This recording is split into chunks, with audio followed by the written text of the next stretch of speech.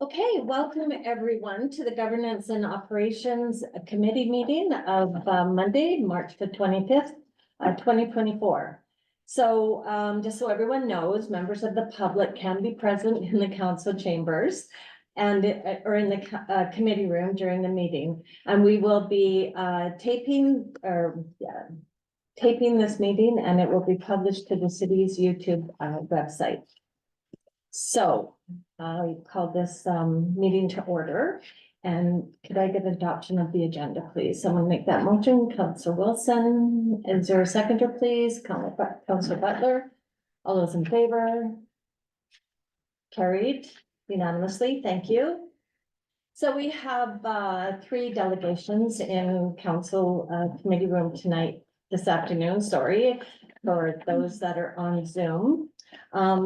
We have up first, our first delegation is Eric Kalakis from the Community Futures South Kootenay. Welcome, Eric. Go ahead. Thank you, Mayor Jones. So I'm with the Community Futures South Kootenay. I'm the executive director. My name is Eric Kalakis, and I've got our Community Economic Development Coordinator with me here today, Ron Perpolkin. Thank you very much for the invitation to allow us to participate and present today. I've got a brief PowerPoint presentation that is on the screen, and I've given you all a handout as well. So, Community Future is a little bit of background on who we are. We're part of Rural BC's Business and Economic Development Network. We've got 34 offices across rural BC. And our primary focus is creating jobs and supporting community development.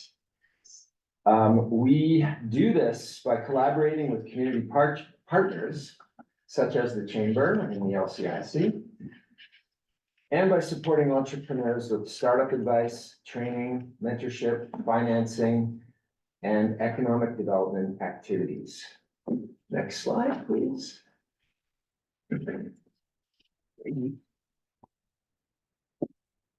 We are mandated by the federal government to deliver economic development in our area.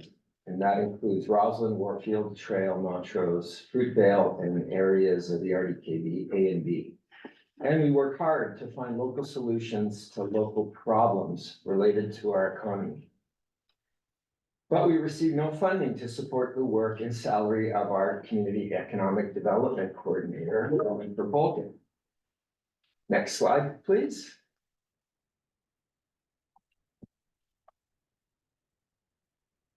We also struggle to find financial support for our community economic development work. Here's a list of the community economic development initiatives that we've undertaken. Most of them are underway, and some are shovel ready, or they're in discussion idea phase. First one being the Downtown Trail Improvement Committee. Ron was a catalyst to create the Downtown Trail Improvement Committee, the DTIC. And this committee looks for opportunities to improve the business environment and improve communications between business, community economic development practitioners, and of course the City of Trail. Next one being tourism. Our organization continues promoting Trail's biggest tourism asset, which is the Columbia River. And we do this with a sport fishing website that we created called wesportfish.com.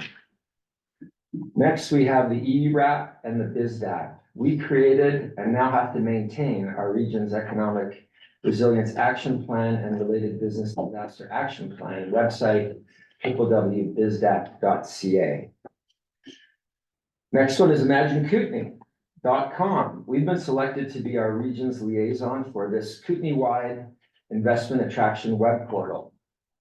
Our role would be to deliver content, business listings, and community profiles that accurately represent reasons for people to invest, work, and live in the Greater Trail South Kootenay region. And we have some studies, ideas, and shovel-ready initiatives. They are crime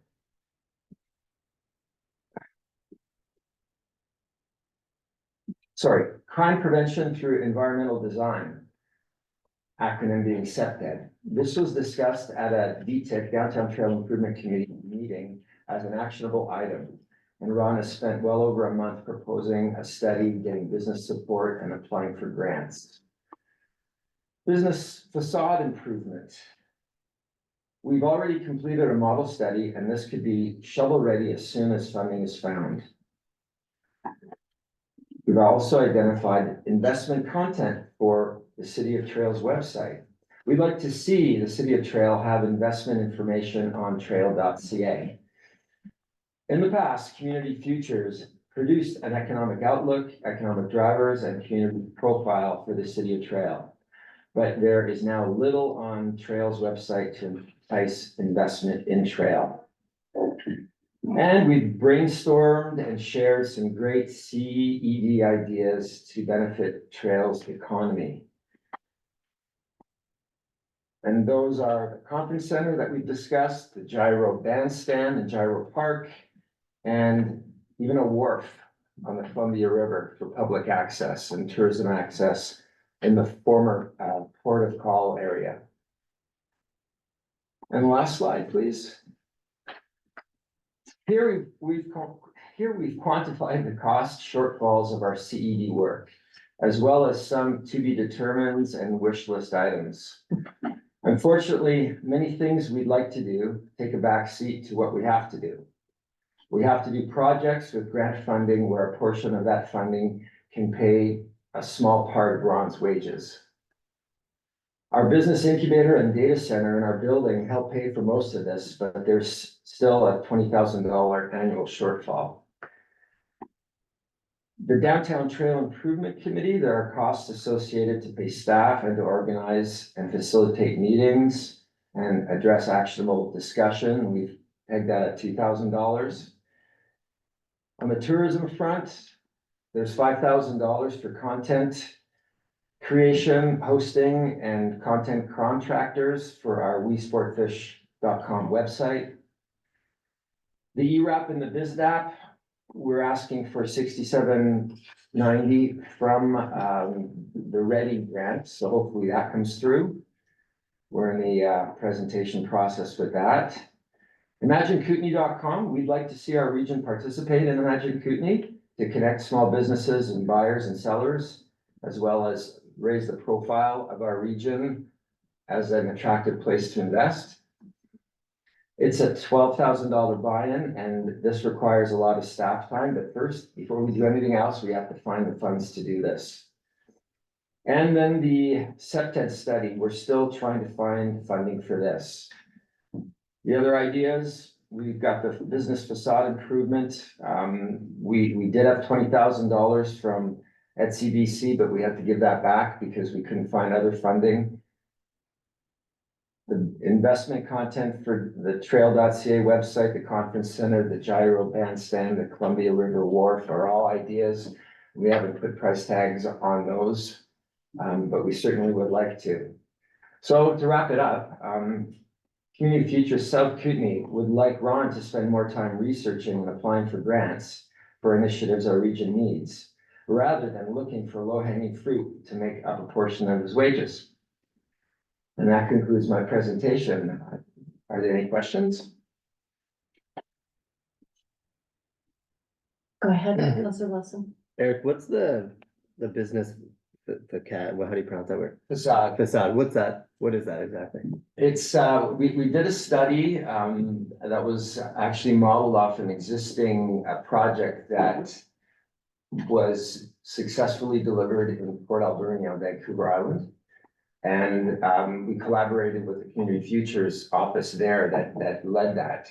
And they got a pool of money from their municipal government and had matching funds to offer businesses money to improve the look of their facades, their building fronts. And they were very successful in making their once drabby looking downtown look attractive and colorful and modern. Thank you. So I have a couple questions, and it has to do with the new boat dock. And you said it's you want to put it at the Port of Call area. Is that where our new missing link is in that area down there where the Canadian flag is? That's right. That's it, okay. Yeah.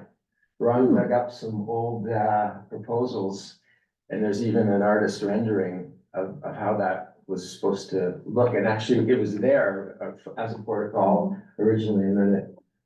Going downstream Yeah. in the storm. Slight engineering problem there, but there's a big back eddy there, and that. We have a vision for that coming back, because that would be huge for downtown trail and for the businesses and for adding more business to the river. Yeah, I just one more Yeah. question, then I'll go back to you, Councillor Wilson. Can you give us a little bit more information about the imaginekootenai.com? Yes, and actually Rebecca and I had a discussion about it, because LCIC back in the day did do was the community representative for Imagine Kootenai. So if you go to the website, imaginekootenai.com right now is an incomplete story.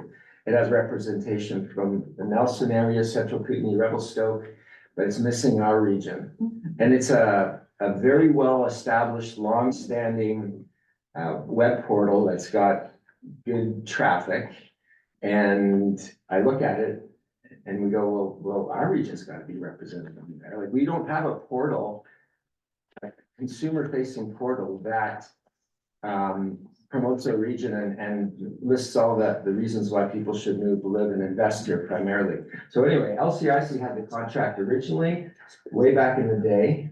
Yeah, we paid the Sorry. membership. Yeah. Okay, thank you. And Rebecca and I had a meeting, because I raised my hand, I said, Community Futures would be keen to take this on if we could, find the funding. So we've now got a memorandum of understanding on our table, unsigned, and we're trying to raise $12,000. We are gonna be going to the regional district, and hopefully they can underwrite that. Can I just ask, so like the steering committee has got a plan? Yeah. Oh, that's great. Will they be telling the EDPN about it anytime soon, or is it still kind of under wraps? No, it just came out last week. Oh, okay. Yeah, Well, it's all okay. yeah, I can share that. That's great. Yeah. Okay, thank you. I see that Councillor Benson has her hand up. Yes, thanks for the presentation, Eric. Just one quick question.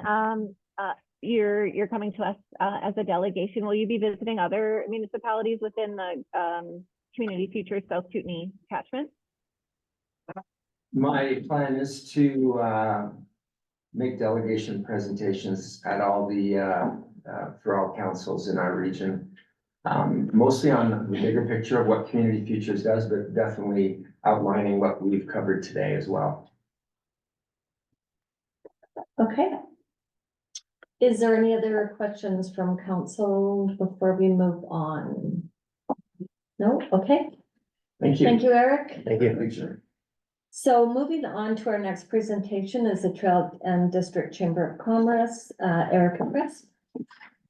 Thank you so much, Mayor, and council for seeing us today. I'm Erica Press, Executive Director of the Trail and District Chamber of Commerce, and with me today I have Bill Wenman, President of the Trail and District Chamber of Commerce Board of Directors. I can't remember exactly when it was, but a few weeks ago I presented you with a slideshow presentation. So you all had the opportunity to ask questions then and review that presentation.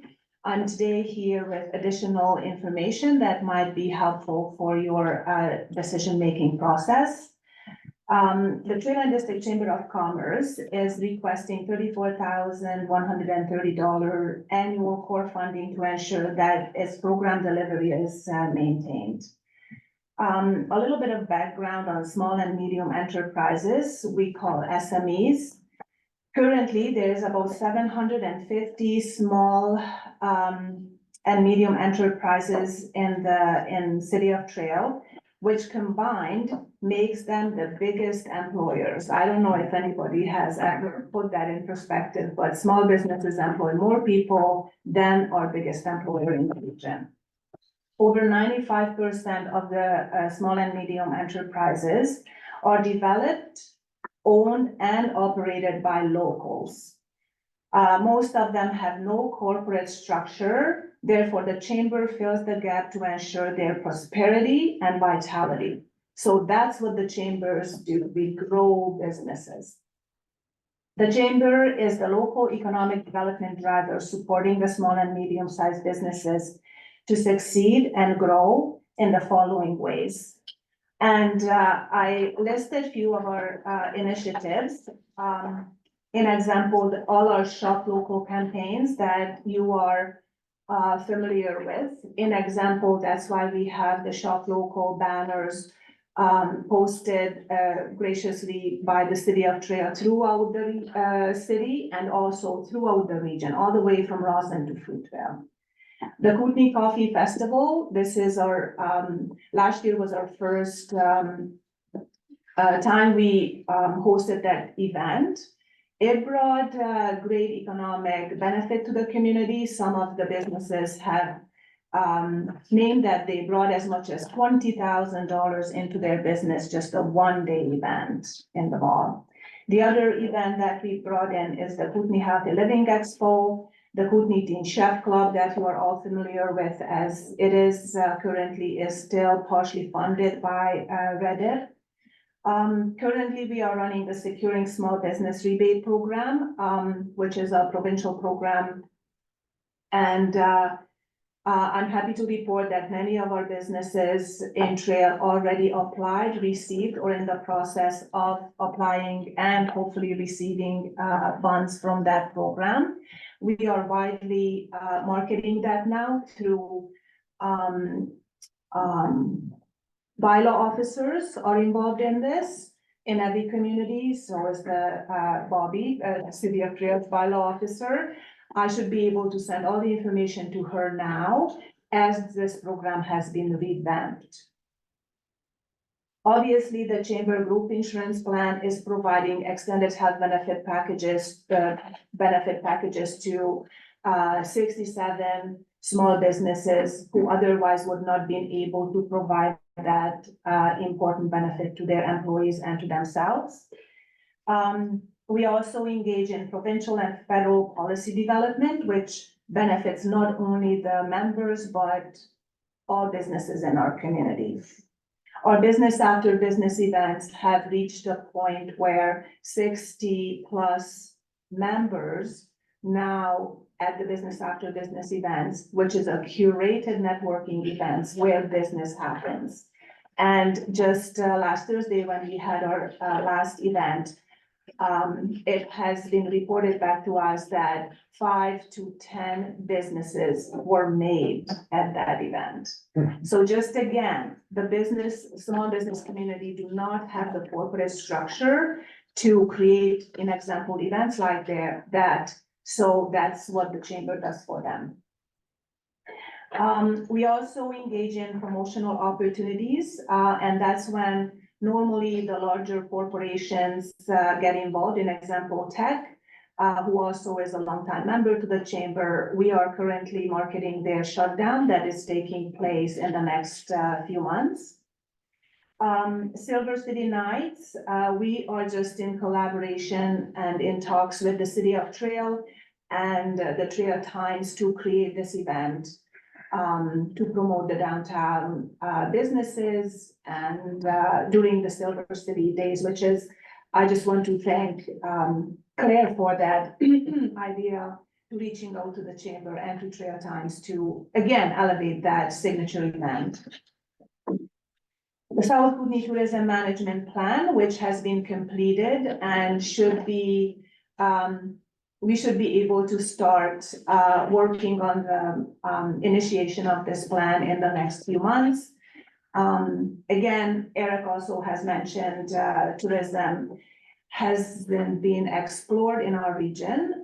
We are basically the last larger municipality in our region who does not have that yet. So we are now sailing into the direction of creating the DMO.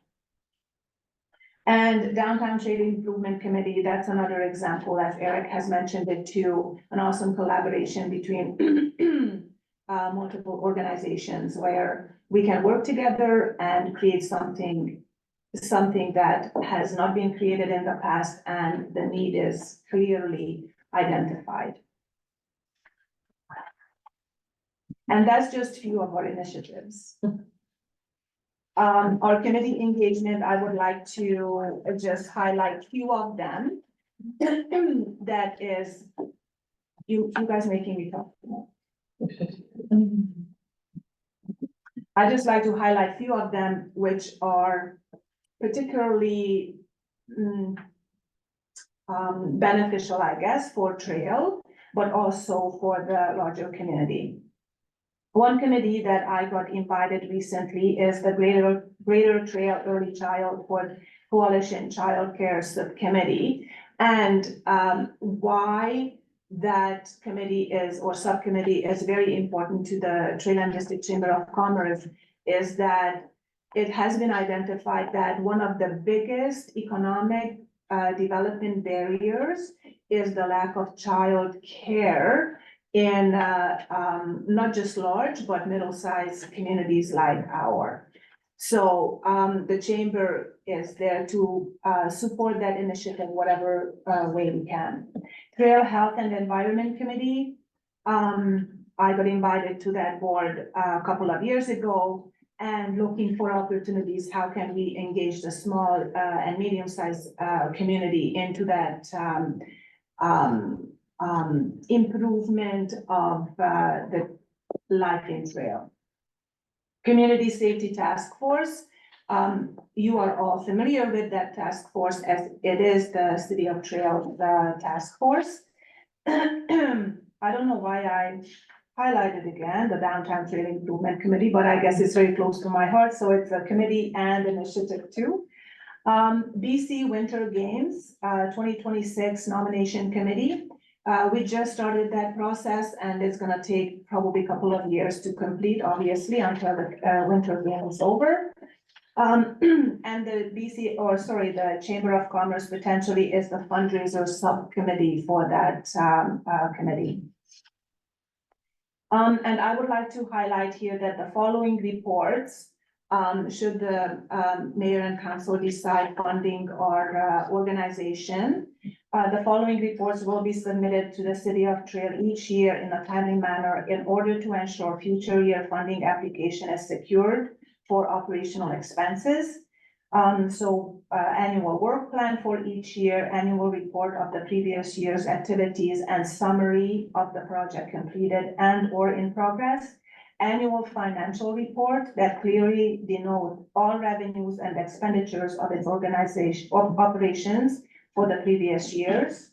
And a copy of the Chamber's comprehensive general liability insurance policy, naming the City of Trail as an additional insurer. In addition to the above mentioned initiatives and committees, when and where appropriate, the Chamber will provide further support to assist the City of Trail Council and or employees in their decision-making process related to economic development. Thank you very much. Thank you, Erica. So do we have any questions for Erica? Councillor Hanson. Thank you for the presentation, Erica. I just was wondering how the Kootenai Teen Chef Club enhances and supports our local business.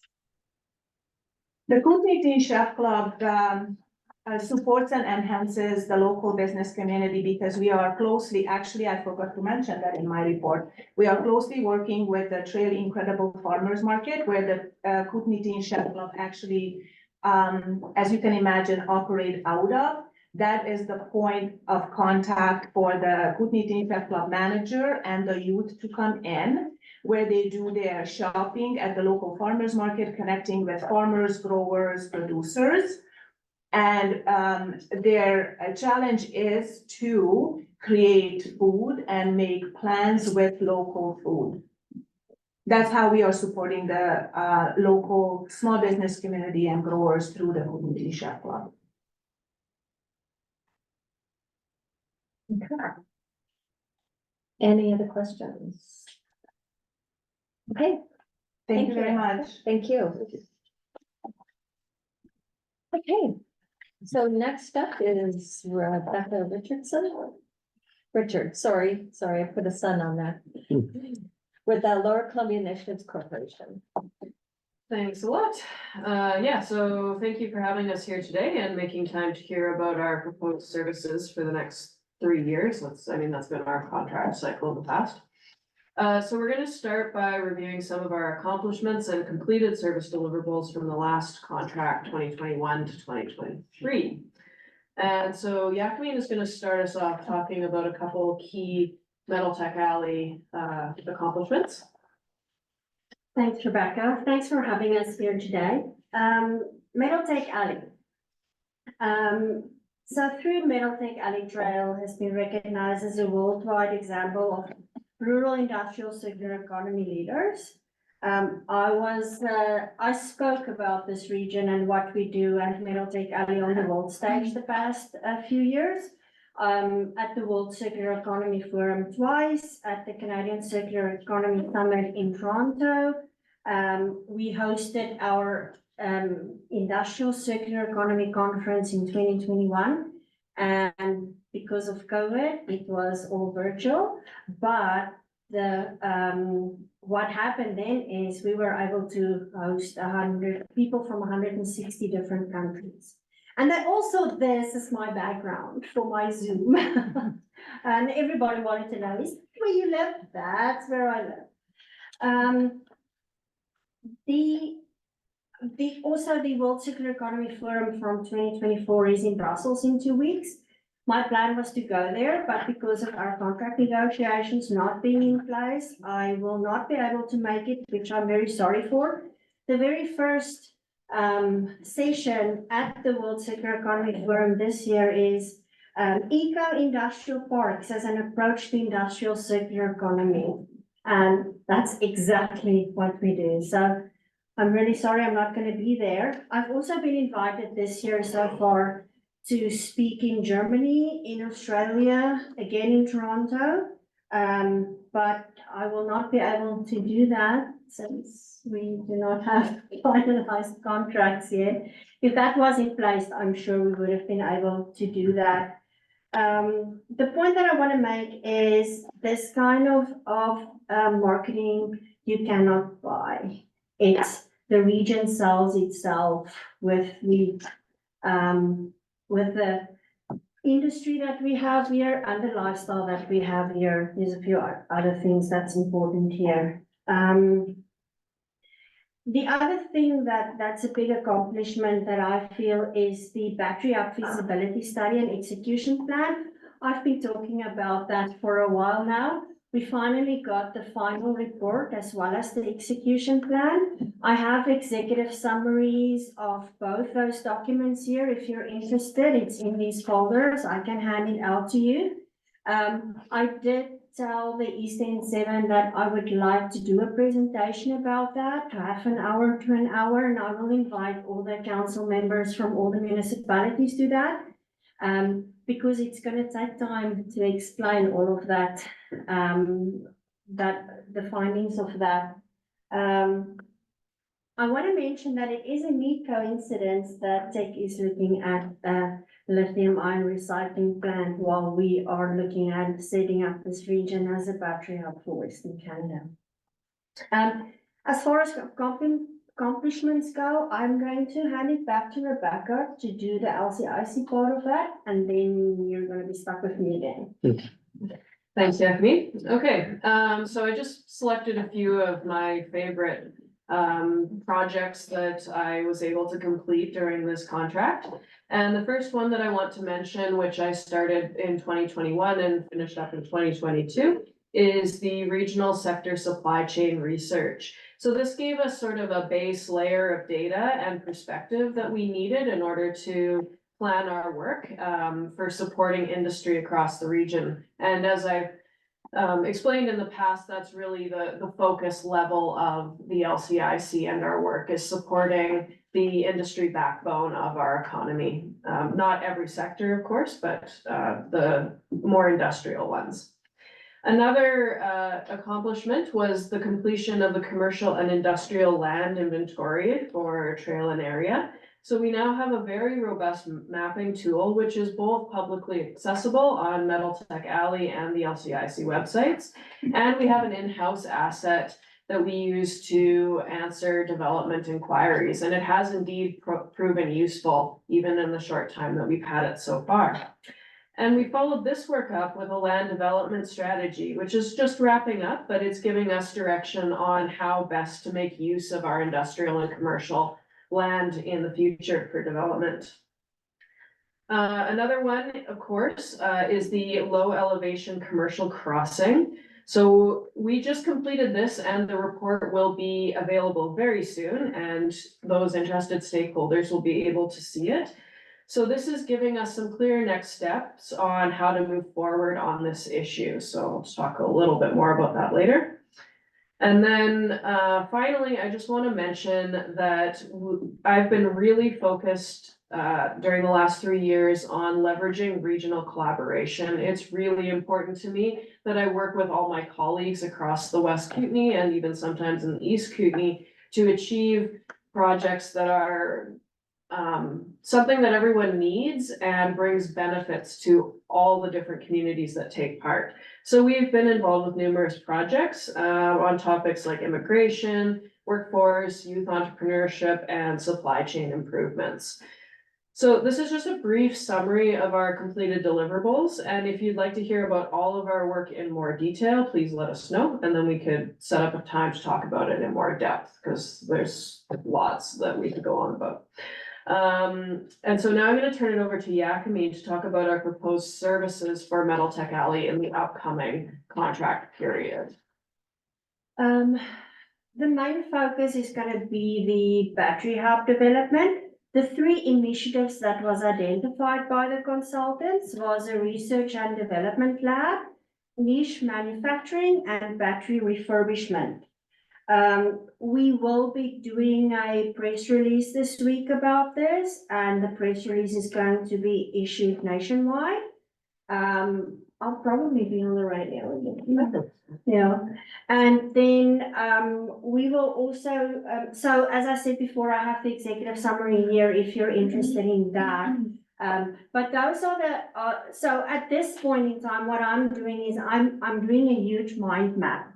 Because the feasibility study and execution plan was set up in a way that 3 projects have been identified, but under each project is kind of mini projects, as you can call it.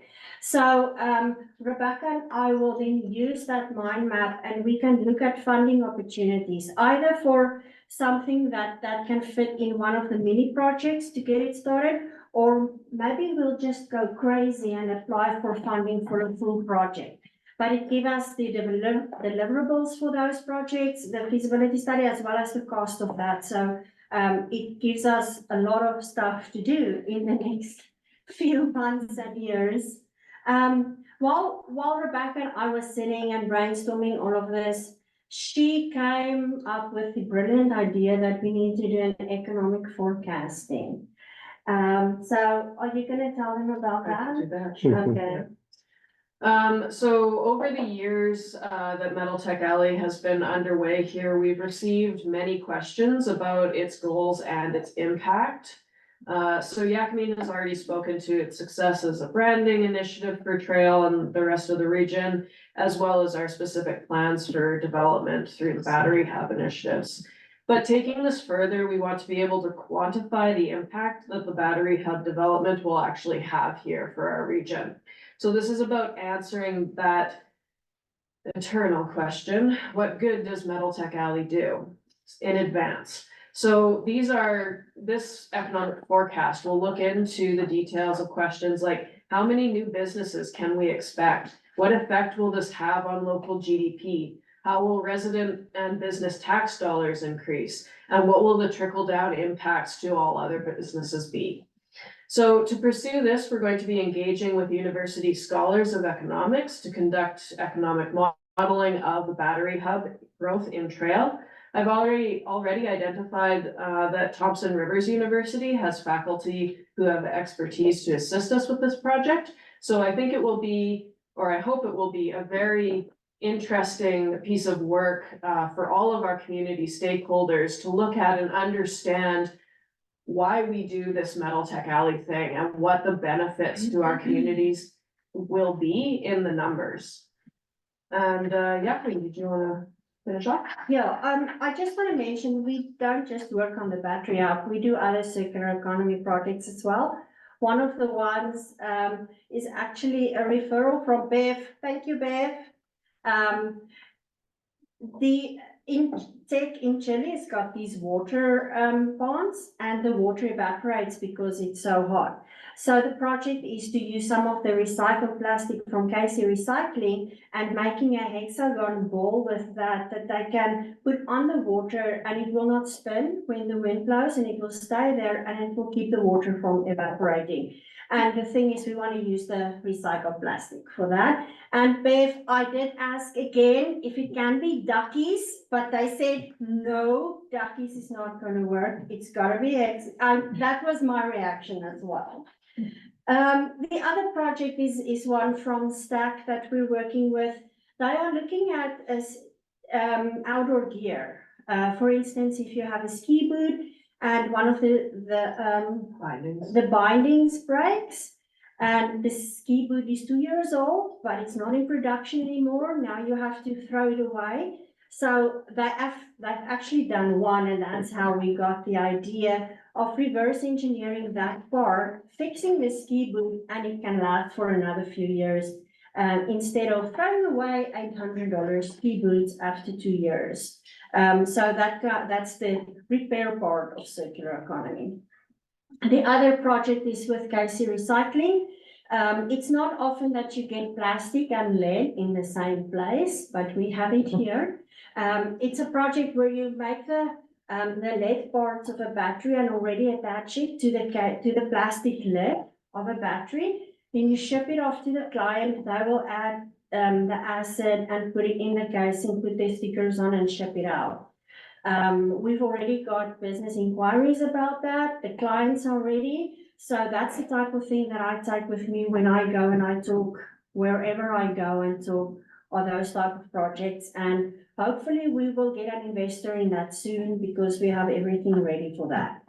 The other one is an education app about circular economy. The app is ready for a children's game about circular economy. So what we're looking for now is see how we can expand the app to make it an adult circular economy app.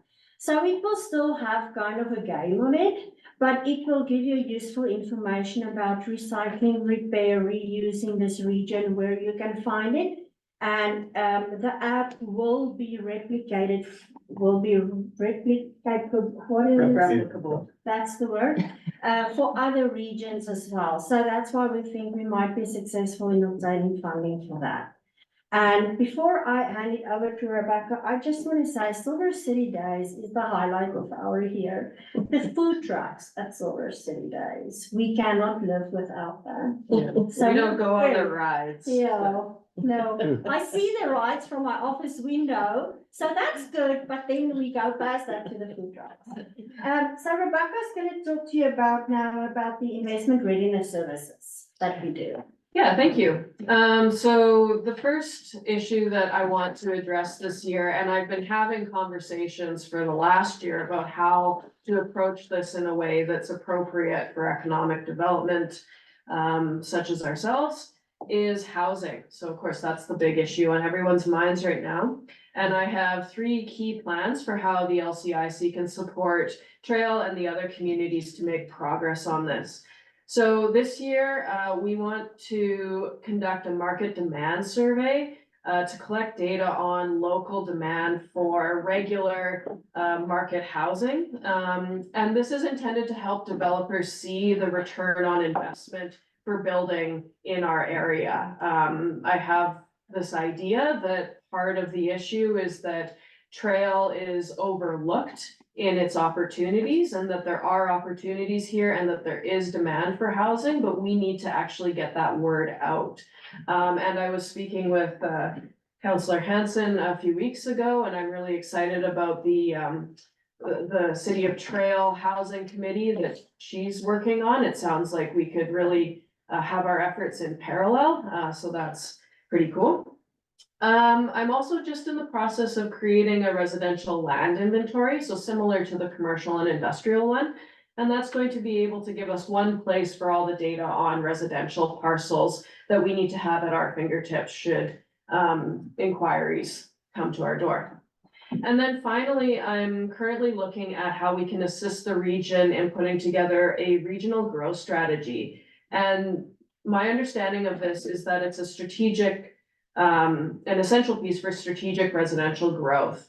And we need to make sure that there are services enough and other concerns are addressed before they become a problem. So even though we don't have the housing right now, we need to plan to meet future needs, or we're just gonna face bigger economic and social problems down the road when housing is built.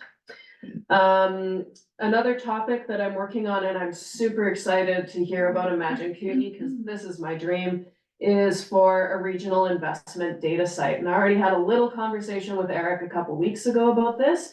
But now that it seems like Imagine Kootenai is rolling again, I want to kind of follow in the footsteps of our colleagues over in Cranbrook who have a beautiful investment data site. And I think Imagine Kootenai could be Trails and the whole region's spot for that kind of data. So I'm really hoping that I can support Eric and the Imagine Kootenai thing, and we can achieve both goals that way. Another one, of course, is the low elevation crossing kind of next steps. So this is an immensely complicated topic, but now that we've done the really detailed background research into everything there is to know about commercial border crossings between Canada and the US, I feel much more prepared to actually take some further advocacy steps, whether that's the LCIC taking action or whether that's us supporting other community groups to take action on that topic. So I'll be, like I said, I'll be releasing the report to you guys pretty soon. On immigration, both the RNEP, so that's the Rural and Northern Immigration Pilot, and the BC PNP Entrepreneur Pilot have been renewed.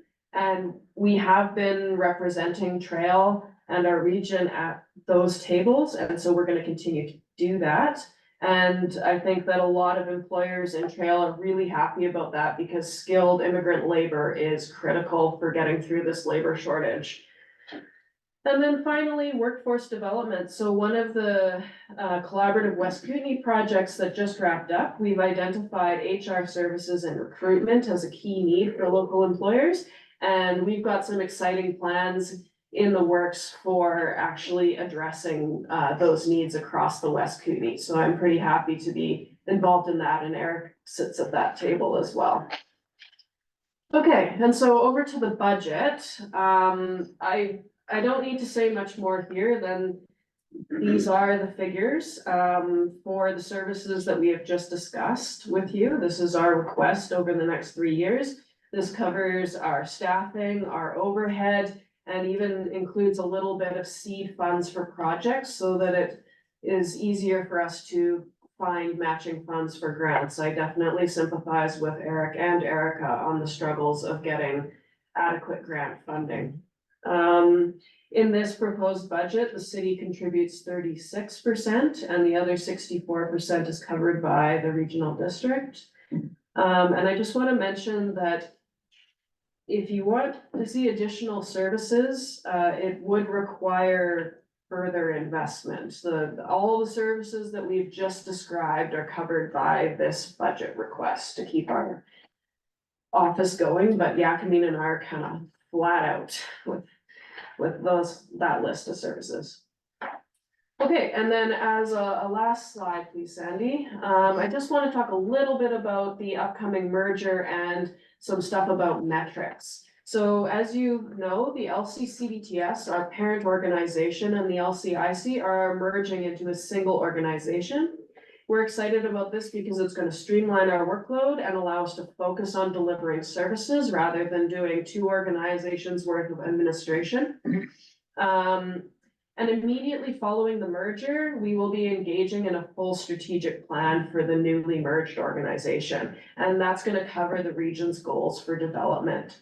So I wanna impress upon you that this is an opportunity for municipal representatives. And at the LCCDTS table, it's currently Paul and Tia, to give us direct feedback on our service deliverables, as well as metrics for measuring impact. So we're really excited with this merger to be working more closely with community stakeholders on both what we're doing and how we measure the impact of what we do. And that's all. So in closing, I'd like to thank you again for your time and for your investment in economic development over the years. We are looking forward to building on the LCIC's track record. We good fiscal responsibility and we had successful activities, and our organization is just gonna get more efficient with this merger. So thank you again. Thank you, Rebecca and Jasmine. Is there any questions for the LCIC? Councilor Cashel. Thank you, Agnes. Thank you, Rebecca.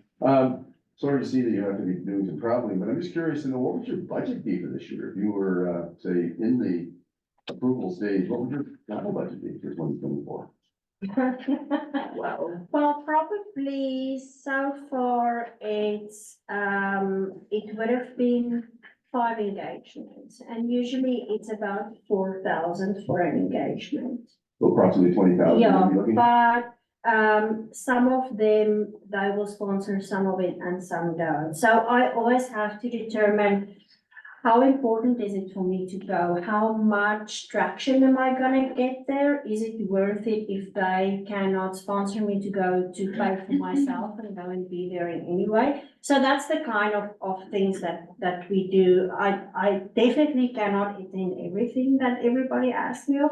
That's why I have to see what value is in each. Yeah, you're all over the world, right? You're talking- Yes, yes. So it'd be almost 20% of the budget that you propose for 2024 is travel, so it's a significant part of your.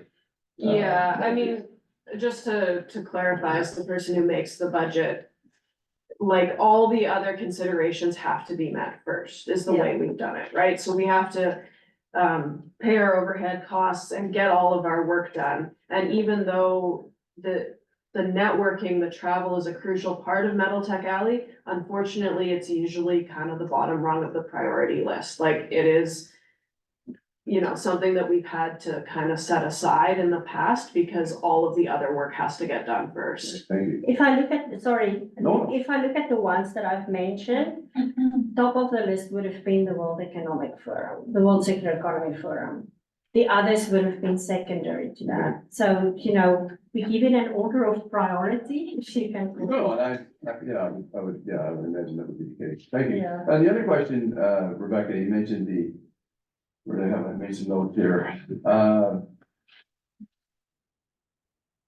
The economic forecasting measuring future growth, relying on, some experts from the universities. Is there a timeline on that? We can expect maybe some of that data to be available? Yeah, so I haven't really started yet, but my hope would be to get a MyTax grant kind of going by the summer. It does take some time. I've had experience working on these types of projects in the past, and you have to align your project goals very closely with what the supervising professor wants to research. But if you can make that match, it takes like a month or so to kind of get the project rolling.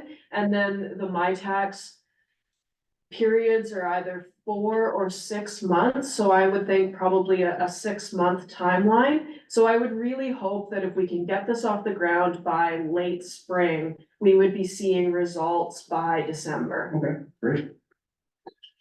Yeah, thank you. Thank you, Mary. Oh, you're welcome. Councilor Benson, you have your hand up. Yes, thank you, Rebecca. Thank you, Yakimin. And this actually might be a question for Colin. I was just hoping to get a bit of an idea of what the budget was for 2023 for the LCIC. assume- Yes. Sorry,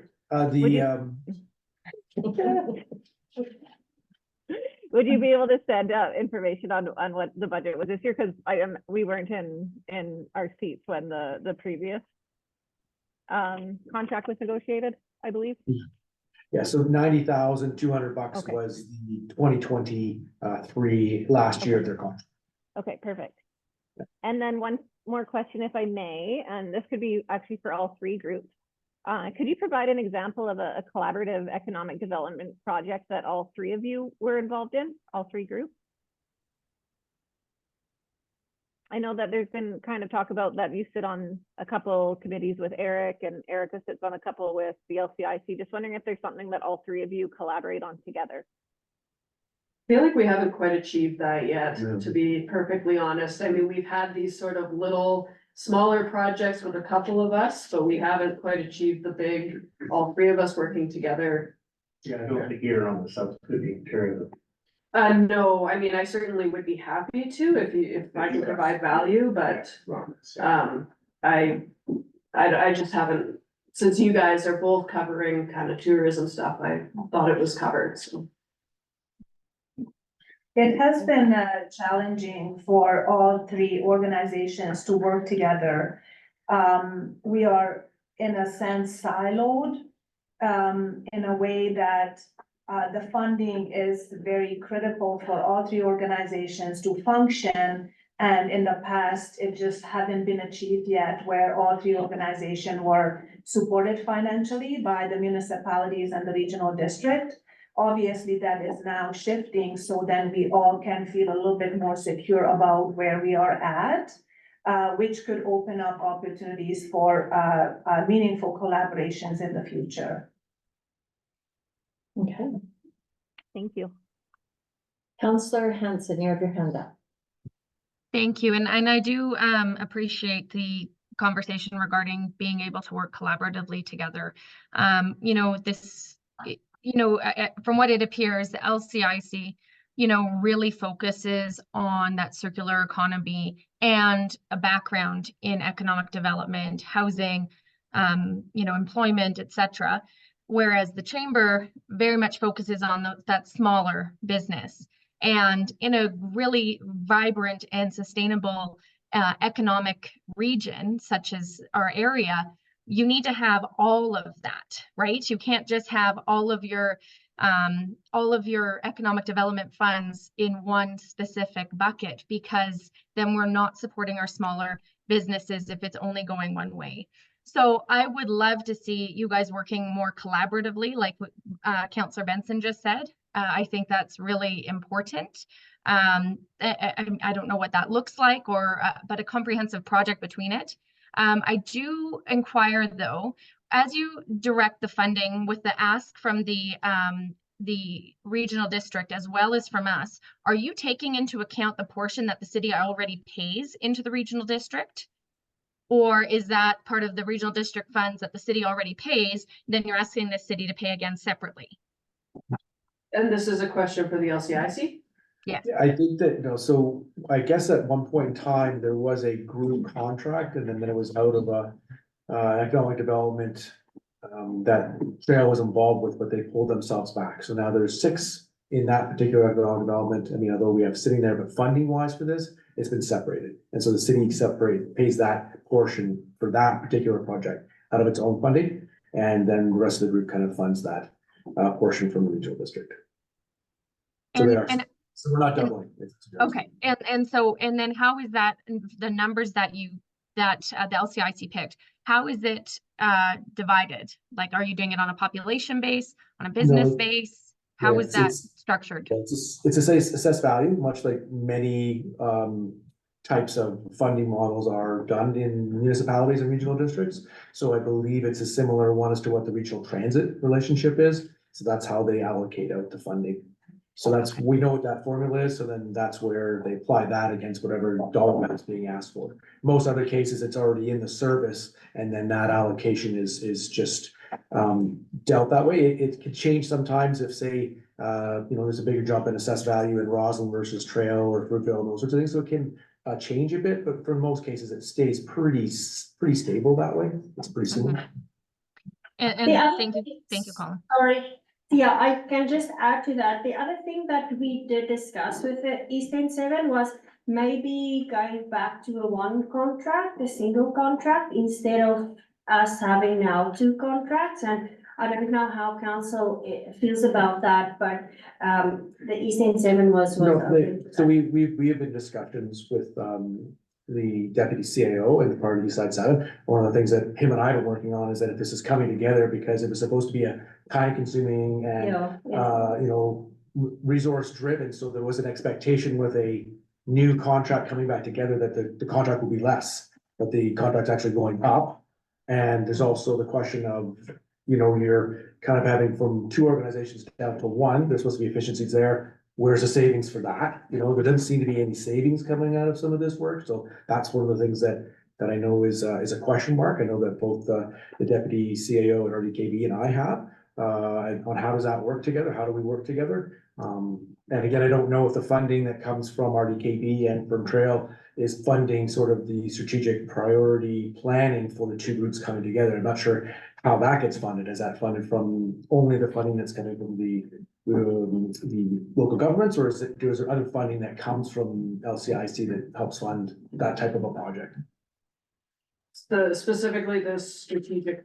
Just again, all of it, right? I mean, so even right now, there's without a contract, we've been kind of carrying over, so I don't know if you're saying you're flat out trying to get these organizations together. So is that the funding that's coming from the city and the regional district or et cetera is paying for you guys to become one organization, or is there another pot of funding that's kind of funding that? So it's sort of like, if we're paying for economic development, we're paying for an organization to become more lean or more efficient. Is that just, those are just some of those questions that, we don't see an answer for, it just hasn't been asked, I guess, would be the better way. So good afternoon, everyone. Thank you. Just to answer the money question as it pertains to the merger, in real dollars, the arrangement previously, pre-merger, probably costs the two organizations about an extra $12,000 operation. So that would be accounting, insurance, and incidentals. So, if that answers the initial question about how much money we're talking about, it's really about a $12,000 saving. Where when we start talking about the efficiency, certainly the 12,000 is being saved.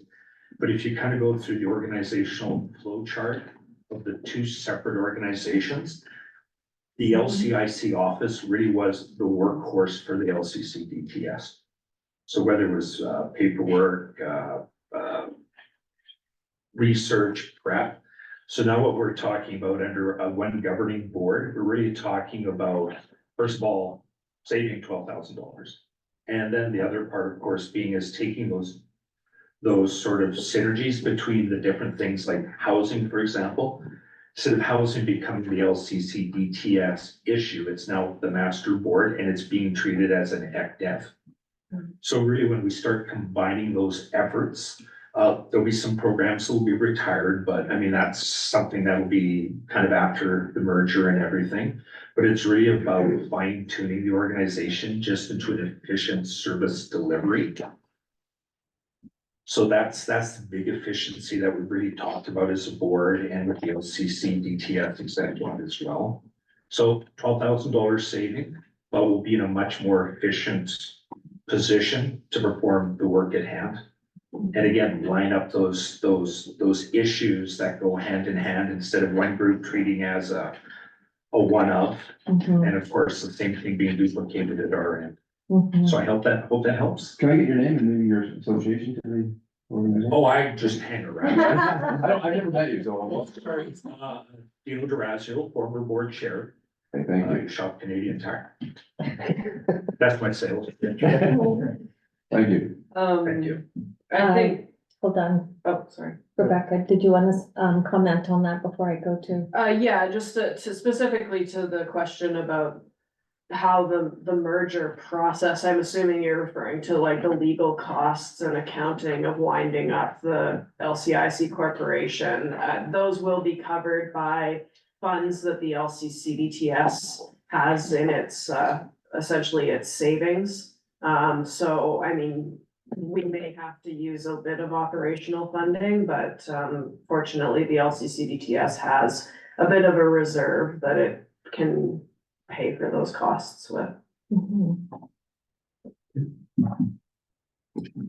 I just like to add some scope to the history of the LCCDS and So, LCIC. just before you start, Dan, sorry to cut you off, but it's unusual that we take questions from the audience. So I just want to ask council if they're comfortable with this. Are you okay if we do this, or do you have enough information that you need right now before we thank them for their presentation? I'm asking the councillors online that as well. Are you okay if we move forward for a little bit with the questions from the audience? Yes. Okay. My statement is I'm a founding director of the Home of Champions, which is 40 years ago, and Mark Marcolo was the chair, a founding member of the LCCDS, and also a founding member of the CIC. So we've got 40 years around the table of all this economic development. The reason why a merger doesn't just work, because that was tried 4 or 5 times in the past, it just didn't work. And that's why LCDS was formed. The challenge with LCDS, lots of people in the committees had different focuses. For example, we had the Rivers Committee that was passionate by cleaning up all the old cars that used to be on Riverbank. So somebody did that. Somebody else did some social things with social housing. Like economic development is almost its own animal. And you've got with LCIC, you've got probably 300 hours of work of maybe 6 to 8 CEOs, including Thompson Hickey, Pete Stamper, who is one of the 3 owners of KC Recycling, that have that passion for economic development because there's a direct effect on their businesses, including tech and the major employer in the area. So what our group does is we get together and we keep moving along on that rail, and it's a different rail than the Chamber of Commerce is. So I just wanted to give everybody a little bit of background so they could have a broader scope of where this has been and where it's going. Thank you, Dan. Councillor Wilson, Yeah. go ahead. Rebecca, do you guys get funding from Nelson and Casigar? No. None of it. I just, cause on your website, I see you advertising for them. I'm just wondering. Advertising. Oh, just like on your Meadow Tech Alley, I just see you have a list of Nelson and area, Casigar and area. And I'm wondering, have you guys ever thought of going to them for funding?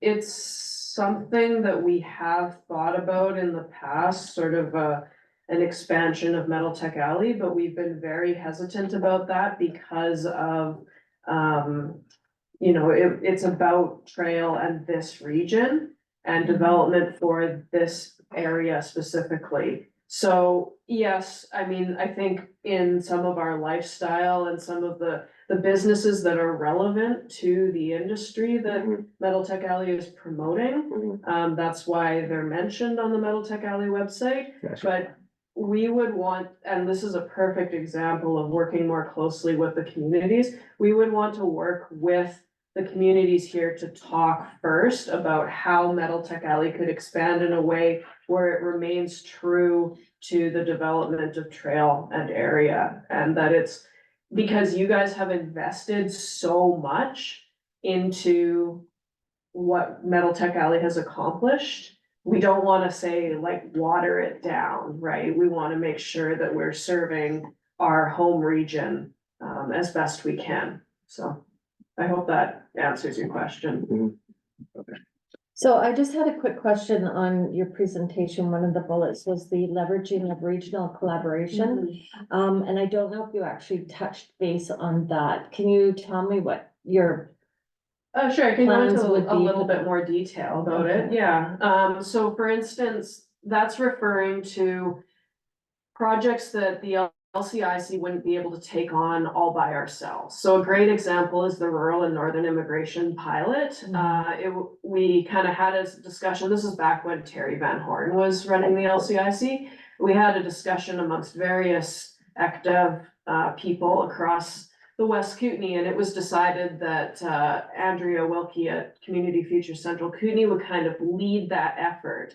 But Terry was in there from the very beginning, being like, trail needs to be represented in this program. And that was indeed how we were made a successful bid at being part of that pilot, is by bringing together Nelson and Kootenai Lake and Castlegar and Trail. And then later, we were actually able to bring in Creston and the boundary areas as well in a subsequent kind of expansion.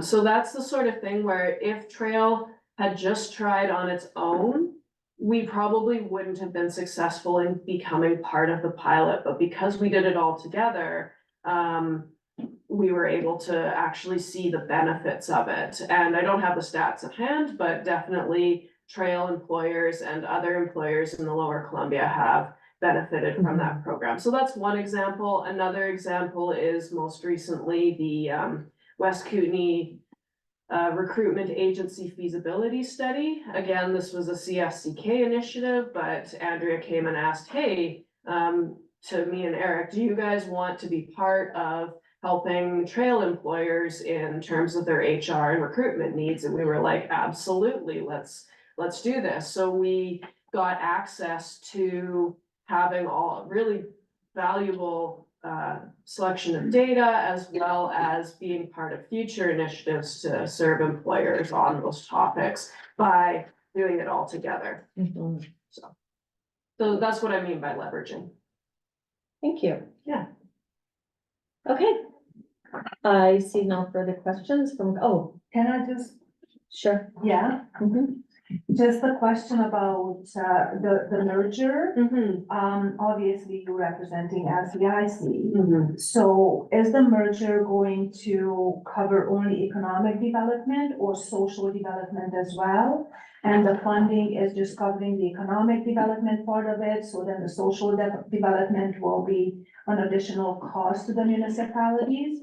Or it's gonna be a combination of two still, social and economic, under the same funding? That's an important question, and I hate to sound like a broken record, but to me, it really does come back to the strategic planning effort that I want to embark on for the LCCDTS. So my ideal, and I'm just speaking hypothetically now because I'm not management of the LCCDTS, but my ideal would be to have the merger happen, then do a full strategic planning and look at where do the communities want to see our development. And because community development and economic development are in parallel, there may be areas where the communities say, yes, put some money into certain social development sort of topics, and that's perfectly okay. But I think that, can I speak for the board and say that, like, if there's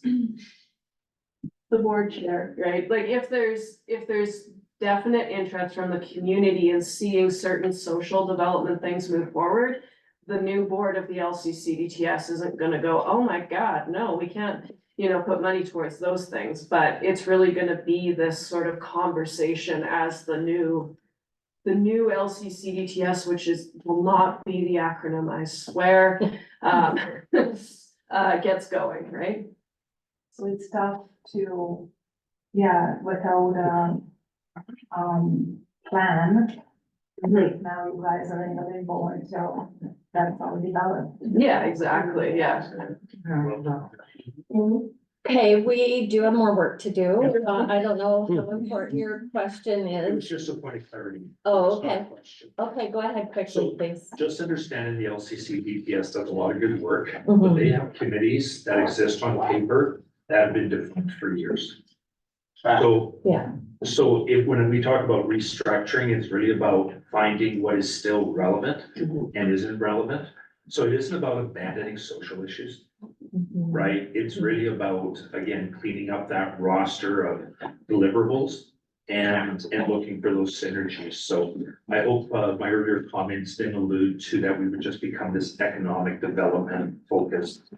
Again, just recognizing there's just so many parallels. I need employees, but they need houses. As an example. Okay, well, thank you everyone for coming today. It was great getting all that information and sharing what's going on out there from your, sure, great, thank you. So we are moving on to discussions about our, yeah, you bet. So again, thank you all for coming. Thank you. Thank you. Thank you very much. So a 10-minute bio break, you guys, you're online. Thanks. Exactly, interesting. Okay.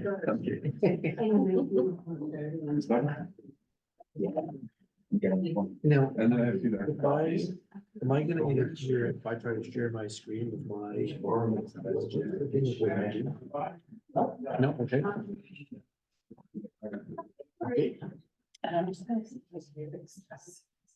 Our budgets are. 10 minutes, Mr. Kelly. I think it's fine. All we need is 5 minutes.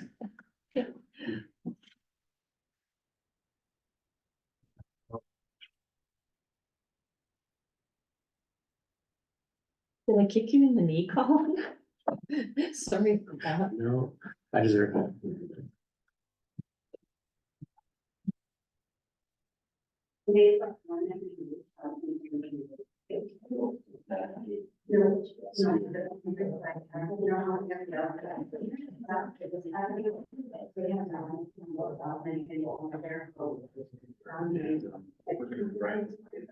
Audrey joining us, isn't Mhm. So I think we're still on. I don't know. Okay, then it must.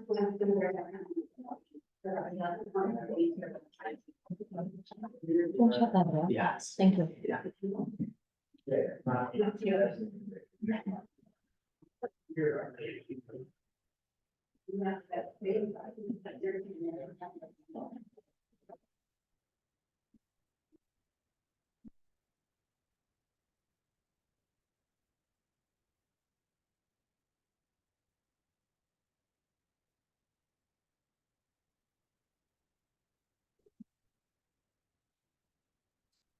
Yeah. Is there a handout or you just sharing? No, there's a handout. Yeah. 1 second here.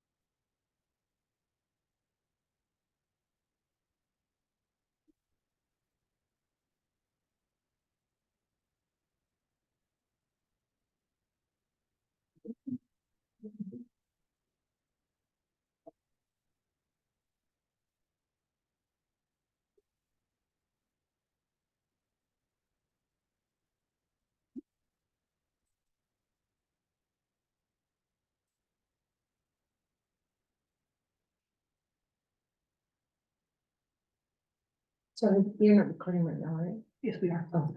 Well, we are live right now. Yeah.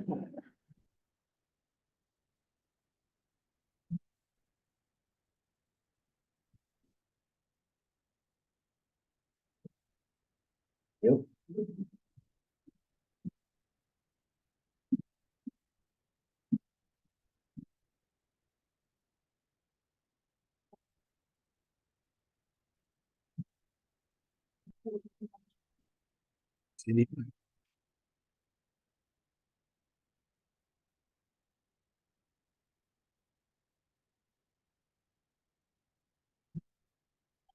Feels heavy.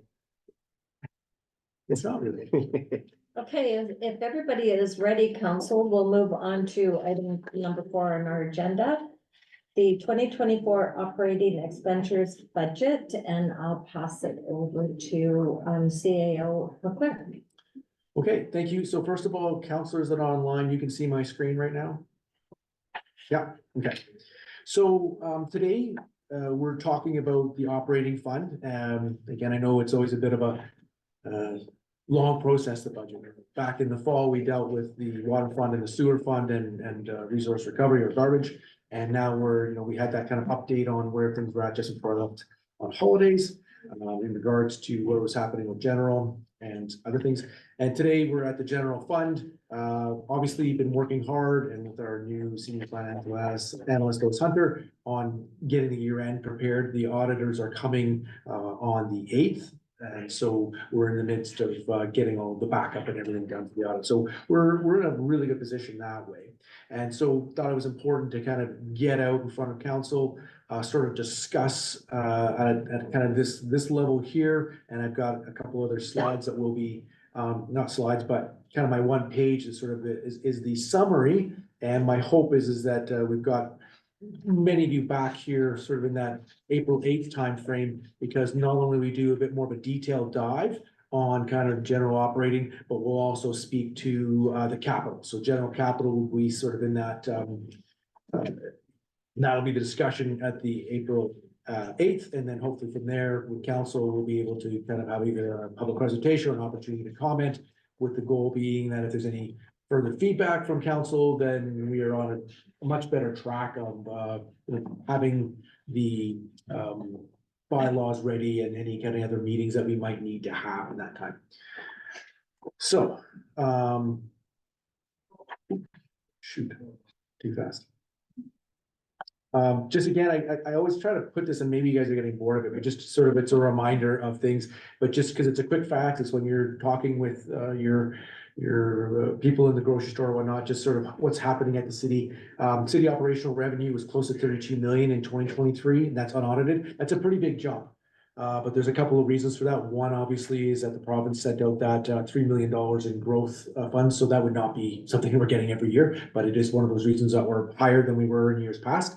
Operational expenses, 20.3 million, and so that again is in line with where it's been before.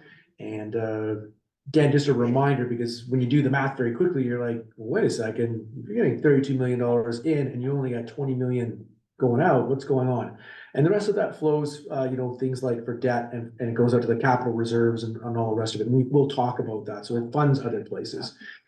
City Trail is a little bit unique in the sense that the general fund operating expenses and the allocations to reserve and capital is about, like I said, 21 million in 2023, and it's funded with about $16 million in taxation. So a 1.3-to-1 ratio, which is better than some other locations where it's like 2 or 3. And when you say, well, why would that make a difference? It's like, well, if you've got an operational expense and inflation goes up 3%. So now you would need to have an increase of your taxation of that much higher to pick up the gap that you have between, what tax is funding. And we have a slide before that shows what the pie sharing ratio is. So you've got your taxes here. What it's saying is tend to be the higher component of how you're funding your expenses. A lot of times if you've got other revenues, I mean, you can try to make business licenses $2,000 each for the businesses, but the likelihood is that maybe you don't have businesses either, being part of that. Or you can ask the government for more grants, but they're not likely, going to be a place where you have that direct ability to affect like you do in the municipality under the taxation. Again, just kind of noting a 1% increase in taxation produces about $159,000 to cover operational expenditures. Again, we've got sort of a mixed bag here. We've got 69 regular full-time employees. We have quite a few part-time, but that's because we've got the aquatic staff. You tend to have the younger individuals that are not always, but younger individuals that are taking care of our pools as the lifeguards. And we also have some at the airport and security guards. We have some casuals as well. So, again, I know that some here, council may see the numbers, you don't online right now, but the general fund results, it's a bit not what you want to see when you're trying to do your budget. But it's in a positive mood that we look like we're going to have an operating fund about a $1.6 million surplus, and that's a lot of money.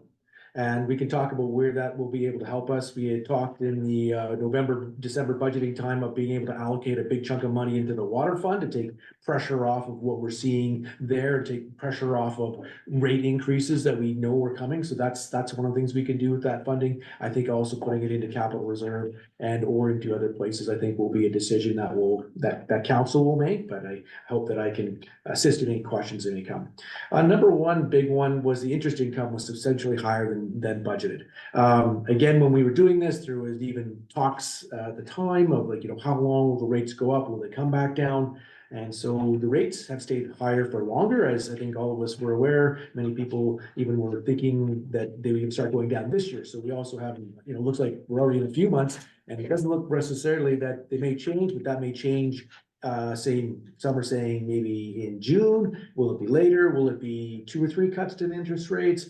Will it only be a few? Again, those are one of those things that we have some money in the bank and we are getting a very favorable rate, and that's helped us in our general fund this year.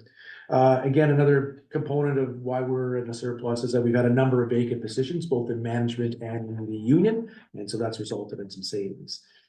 I think that the community and council has been full aware of the understaffing challenges that the RCMP has been having in our area, and that certainly has resulted in some savings. Not that we want that, we want the officers, but what I am starting to see is actually, yes, there's some savings, but that is getting eaten up by overtime. Overtime is almost doubling and plus, and that doesn't maybe surprise anyone, but if you need to have the people to run the place, and then people don't get to have holidays, and they just, it makes it an expensive way to operate.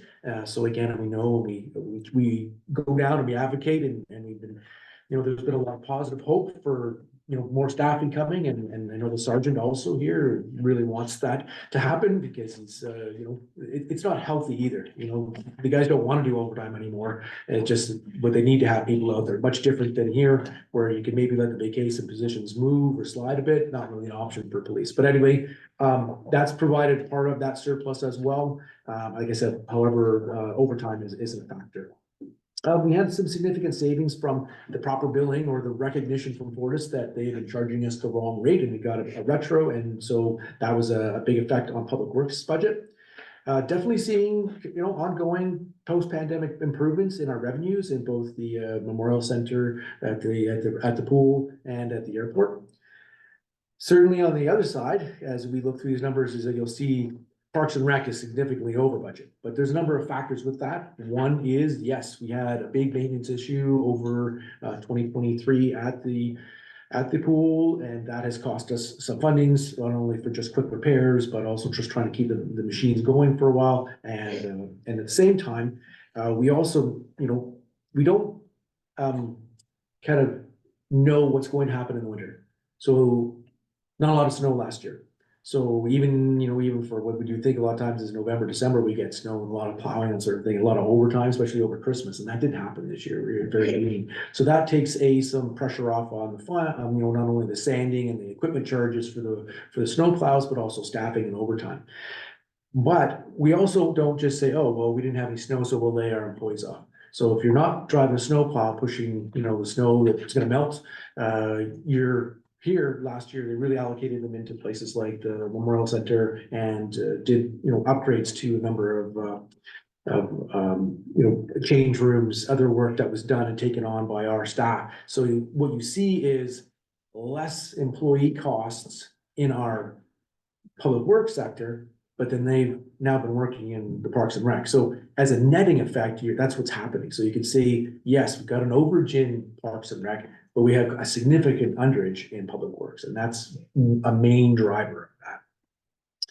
Another thing that was interesting is that when I was doing the insurance, is that I noted that we had the budget for the insurance was not allocated in the way that it costs us. So for an example, the budget at the Memorial Center is $35,000 for insurance, but we get the premium, and it's our major building, $60 million insured value is the Memorial Center. So that cost is about $90,000 in insurance for a year, but the budget was sort of in general. So I've been sort of trying to allocate. One of the reasons why is if you want to know what it costs you to run the Memorial Center, you want to know. So what would happen, I guess, is that they would only charge out to what the budgeted amount was to the Memorial Center, and then they would keep the other amount in the general fund.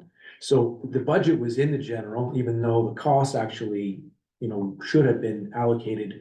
And it means like inside the circle of pi, it's just, that's zero sum game. It just means that and you'll see that the drop in expense in general government and an increase in expense in the Memorial Center for insurance. And then when we adjust for 2024's budget, I've now lowered the budget for insurance in the general fund and increased it in the Memorial Center or in the Parks and Rec to match it. So that's not an issue, it's just an allocation thing, but it kind of shows numbers, and it's big enough that it affects kind of when you look at the numbers overall. One good news thing here was, is that I was looking back and noted that we did not get recovery from the RCMP for the sharing ratio on the trail detachment on the occupancy costs. We had done a major upgrade to the HVAC system in 2021, but we hadn't gone back to them and said, hey, you guys owe us 40+% of the cost of this. So with a bit of work with the RCMP, they're saying, yes, we're part of that, we'll pay for that. They did ask us that they pay it up over 4 years, which is fine. It just means that we'll get that money back. So that was a positive revenue source for us. And again, one of the things here, just as a comment, is that the building permits were under budgeted, but business license revenue was higher than we expected. It kind of net generates. And again, building permits is one of those interesting ones. I expected that we may have some improvements over time, especially when we see, what the new rules come forward with as far as like what you can have on, how many lots at home and that sort of thing. Yet in the same boat, it seems like in the past, when we look back, the big driver is like when the hospital has like a major upgrade. That tends to be when we have like the big building permit revenue. Just dollar wise, it has an effect. So who knows what's coming on that end, but again, kind of keeping that budget in line, dropped it a bit this year so that it was more in line with what kind of actuals were. So for 2024, just a general fund overview. And again, this is me right now today. So I'm looking at about a 4.25 average overall property tax increase. It really should be about 6.25, but 6.5% or 6.25, but we got additional $100,000 coming in for revenue from Roslyn from them joining the TRP. So that's new revenue for us. Council agreed to, have the fee applied for those that wanted to use their credit card. So we did have some people use their credit card. A lot of people just paid cash or paid otherwise. So I'm estimating about $100,000 in savings again from that. And again, based on what I'm seeing right now, the annual savings right now going forward is about $100,000 from being billed properly for the forest lights. So again, good things to find. Those sorts of things really help take the pressure off of what would be a higher tax increase. Income tax is currently providing a higher than expected funding, and I did increase the budget to reflect that for this year and the next couple.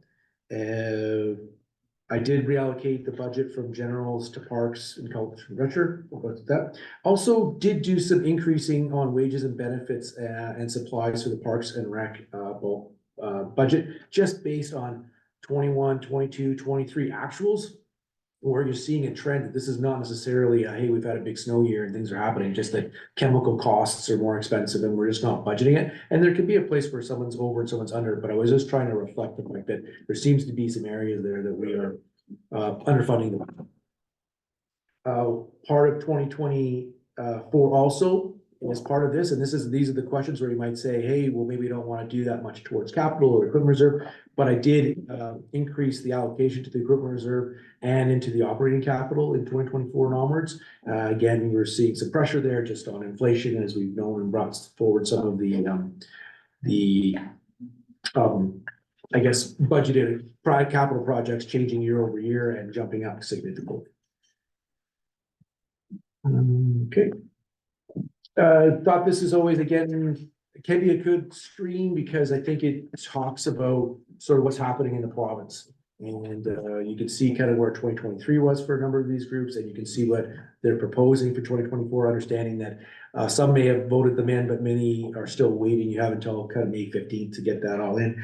And I think it just sort of shows pressures for all of us. And so it'd be one thing if you're going for, you know, a larger percentage compared to what's happening. And, you know, there's quite a few communities here. You're almost, I think, 1/3 of all of them. And again, a mixed bag. I try to not to, you know, obviously the small ones don't have that, you know, didn't try to include those, but yes, there's some bigger cities in here as well, but also some comparators in here, whether it's Summerland or Nelson or Castlegar, and you can kind of see where we fit. And again, as we're, you know, strengthening in the finance department and getting better at this, you know, we'll be able to get another year under our belt and be even that much stronger on what exactly is happening and what we need. I know that there's certain areas that, depending on how things play out this year, and as we, you know, work with staff and monitor where we need to go, like our, you know, asset management plans, IT review, I think is something that we're gonna have to look at. Those are all just things that are normal course of operations, but that will, I think, drive some of the expectations into 2025 and onwards.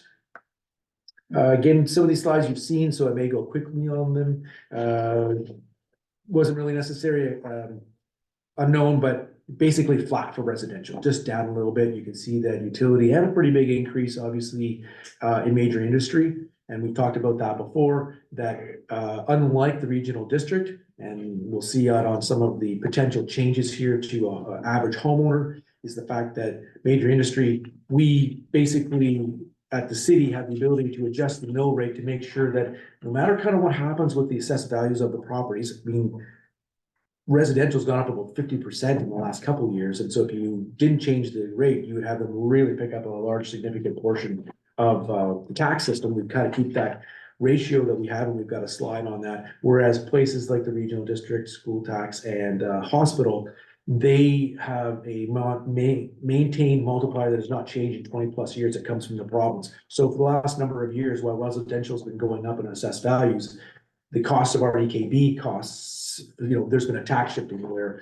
the major industry is getting a break on their taxes, and the housing and the residential's been picking that up. So we'll have a little bit of a change on that. We'll see that the overall increase, I think, for RDKB in 2024 is about 15%, but it's only about 6.5% for residential because the major industry is picking up that on that tax shifting kind of thing. So, but again, I always like to have this graph too, just gives you a real more of a visual screen as far as what happened. As you can see, the hockey stick has went up hugely since 2017. It's really kind of quite something to see, you know, and then just kind of see a little bit of a flat line there, and kind of seeing down below there where class 6 business is going up and relatively not too far off on the major industry. Again, here was my kind of comment on the tax component. You know, we have our airport revenues and different fees. We do have some grants, and obviously investment income is important, sales of services, but what's our driver? It's taxes. Again, this is again overall. I know we talk general fund, but just when you have the whole revenue pie, I like to show the whole expense pie. You kind of see where your water operations takes up 10%, sewers at 4%, airport again 3%, general government's about 14%. You know, your big one is Parks and Rec, and obviously Public Works is another big driver there. And again, these were 2022 expenses.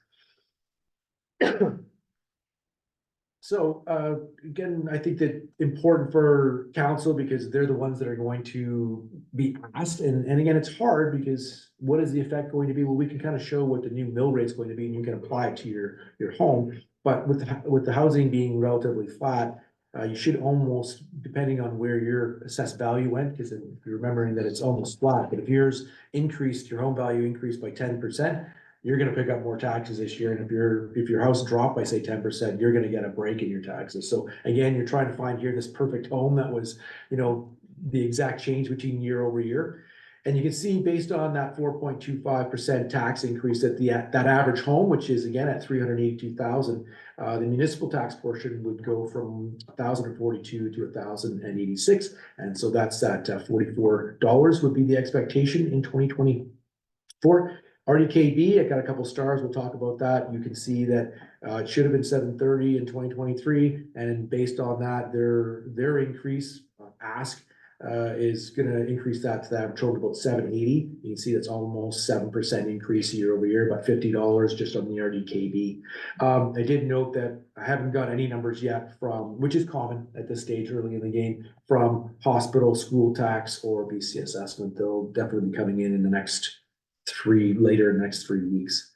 But you can see that I didn't do my math properly because 2024's overall balance matches, and it shouldn't. It should be about $100 higher. So that should be $850 or $847. It should be at the bottom there.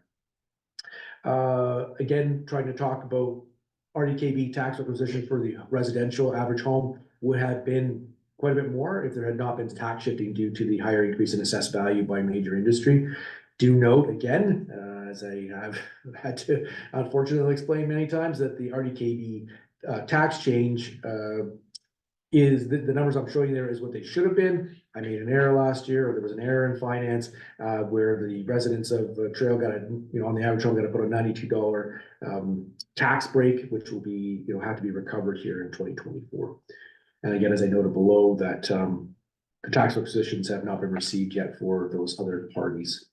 Again, I'm moving along, and I hope that if anybody has any questions, there will be time obviously for questions, but if you have one, just please put up your hand or your note. Oh, yes. Yeah, just going back to that slide. Yeah. So there's we're expecting no changes. No, that's what I said. As I look at it, I realized my math there, so it should be up by $94, right? So it should actually be 7,847. I just didn't. Or what I'm asking actually, I think is just, are we anticipating no increases from school tax? Oh, no, that's what I'm saying. I just don't have the numbers yet. Yeah. Yeah, that's what I'm saying. It's at zeros. It's not because we're getting a break. There's likely gonna be change. I just don't have the numbers yet. So, RDKB, they have to have their tax, they're passing their budget now. I thought I heard on the radio this morning, about 5.5 is what we agreed to, is 692, what is the latest number you have? Fair question. Don't think there was many changes between what we had. And again, it's always difficult because there might be that overall number, could be this, but because there was maybe more use of building inspection than maybe the East Coast, West Coast boundaries picking up more of that cost, or what services you're involved with and what's increased. So that it's a bit of a real, with all the services they have, it makes it really difficult to kind of nail down that. Based on what the requisition changes, that's where I have my slides kind of saying, here's what's affecting, the trail number goes up by X. And again, with their, like here, it's the residential is about almost 7%, but I think the increase overall is about 15% this year for what trail services are. So. Again, talk about this on the kind of where that pie is again, on who's paying for it. You see that business is about 8% of our general fund taxation, residential is 27, major industries in at 61, and utilities about 4. Again, you see some of these when it's trying to show this is last year, so we don't have all the numbers. But again, when someone gets that tax notice, it says City of Trail on top of it, and we get the phone calls, but it's like, well, actually, out of that whole amount, City of Trail is only 41% of that cost. So now this is again before homeowner grants, so that sometimes uses. Is there a way to show that when we send out our taxes? Well, sometimes you can. I mean, this might be here. We could put in Because I get asked it too. Yes. Right? Like, oh, why are we paying this much? And it's like, well, we're a partnership, it's exactly right? this chart, Right? Just to show where all the funds are going. Yeah, and we certainly have, and we have in the past looked at putting an insert in. It's has limited effect, it seems. Oh, for sure. In trying to do that, it's like, Some people won't read it, but but I mean, those are the sort of things that we do, and that's something to consider for sure. yeah. Or put it on the website somewhere they can access. it. Yeah, well, Instead of doing an individual insert. Just to Pretty see. labor-intensive. Yeah, whatever is easier. Sorry, Councillor Hanson, I apologize.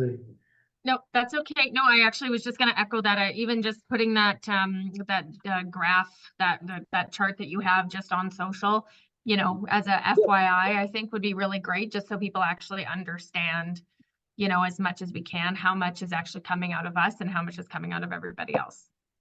It is those, absolutely, and I know that I've asked communications coordinator to kind of get us a budget kind of page on the website. So that this presentation and other documents will be there, so people can look at it if you want, and or when you get a question, you can say, well, here, I'll try to explain it to you, but sometimes the graph is better. Hey, check our website, the budget Mhm. button kind of thing, Yeah. and trying to get better about communicating it. Obviously, hoping that media either watches this or watches the video or reads the That is a good you know, graph. thing, and tries to share kind of what's happening.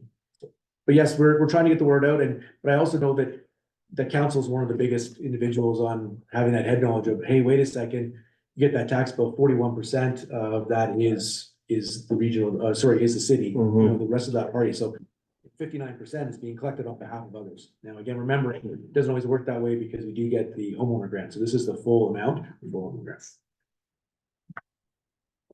Again, here was just another slide that we saw last time. Here's where that increase is, Councilor Butler, on all the different services and where the, you know, which services are going up and which services are going down, mostly going up, but you can kind of see where those effects are coming from, what services are driving the increase in the regional district fee.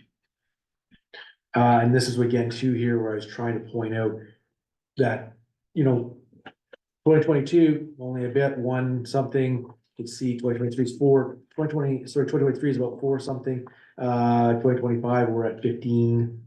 And next year's a big one. We're going up another 27. So you can even think on 15 and 27 doesn't take, you know, it's a pretty big jump for our community over the next couple of years. But again, the major driver of that, just to be clear, is the oncoming upgrade of our sewage treatment plant that we're a partnership with. So we share some of that, but that's the big driver on why there's a big jump, especially in 2025. Most of the other jumps here, 2024, are either reserves have been used up or there's costs coming in that as an example, a resident would have gotten a break on what they pay for garbage this year, but that's because the regional district is now picking up your garbage. So yes, you paid less here on your utility bill, but it's increased up over there. So some of those are not always apples to apples comparisons, and it's important to communicate that out to residents and businesses. Okay, that was the end of that particular slide, and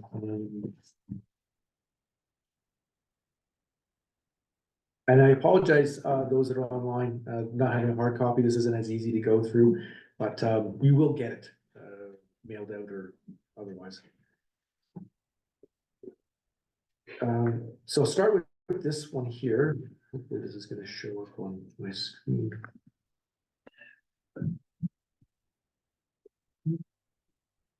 Not yet. There we go. Okay. I don't know how easy that is for you guys online to read. But for here, just locally, I just wanted to show the effects of kind of where the numbers are and some of the lines that have changed. So this particular document, you'll notice on the right-hand corner, it has a number 2. I've got 2 of them. One shows, this is what happens right now, status quo budget. Say we didn't, you know, council said, look, we're having 0 on tax increases. Go back and find some savings. This is kind of what your result would be. And that's where, when you look at the twos and fro's, and then there's a few questions that are, I need to get council's direction on for 2024 here now, down near the bottom. But you can see on the bottom of the screen that right now to balance, we need about $693,000. Again, remembering that that is also about $300,000 less than last year due to some of those savings from forest lighting, the TRP revenue, and this also includes an increase in our budget in this year for interest income, which may change. And so anyway, just giving you a sense on that particular screen, you kind of notice that there's the compounding effect. You see, if you look at the very bottom, you'll see, yeah, we're at 700, then we're almost at 1.4 million, then we're almost at 1.9, 2.4. So again, it just really shows you the compounding effect of where numbers are when you're dealing with, you know, hey, you have a lower tax increase. Well, a lot of times it puts pressure out on further years. Oh, can I ask you a question? Yes. When we look at, so the number 1. Yes, With the okay, and I'm gonna bring that one up too, so just let me, yeah, with the increase.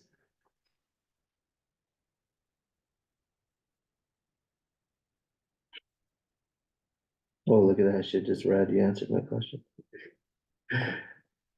Okay, so the next one that I'm showing for those that are online is the sheet. Now, again, people here physically have it in their hands, but it needs to have a number 1 in the top right-hand corner.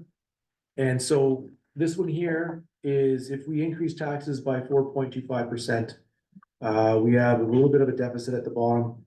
Depending on what kind of questions that economic development funding question comes along, what do we do? I'm gonna walk through a couple of the changes that I made. And this particular one has a 4.25 in 2024, and then I've got 3% going out. That was for the my next- question, Yeah, what next you couple of used for years. those years, And you yeah. can kind of see that it stays kind of flat, right? I mean, that, you know, we can see that reality wise, we're gonna need likely a bit more than 3 right now, but when we turn that corner, maybe we're finding out that we're getting additional, the interest rates are staying higher and then we're getting additional. So there's always room each year to kind of figure out, hey, can we find some additional savings? You know, what else can we find, right? What do we look at? Maybe we're getting some improvements on capital. That means that, you know, even that HVAC project, right? It's supposed to decrease what our usage for fuel, for natural gas is. So again, when we get that involved, those are the operating savings that, you know, we don't know yet, but would, you know, drive down. And that the goal here is to kind of keep that increase lower, as low as it possibly can, you know, as we fight sort of that inflationary costs that are going, and we are seeing, you know, inflationary seems to be settling a bit. Doesn't mean it can't go up, but right now it is. And then, like I said, when you look overall what our tax increase is, we seem to be in a pretty healthy spot compared to some of the other pressures that some of the other organizations are feeling. Okay, where to start? For me, maybe just on the revenue side, if you look at interest income, under column AR, which is the 2023 budget, you can see we budgeted about 300 grand. Right now, again, remembering we're in the audit, so numbers will change here. I'm hoping not significantly, but they may change a little bit.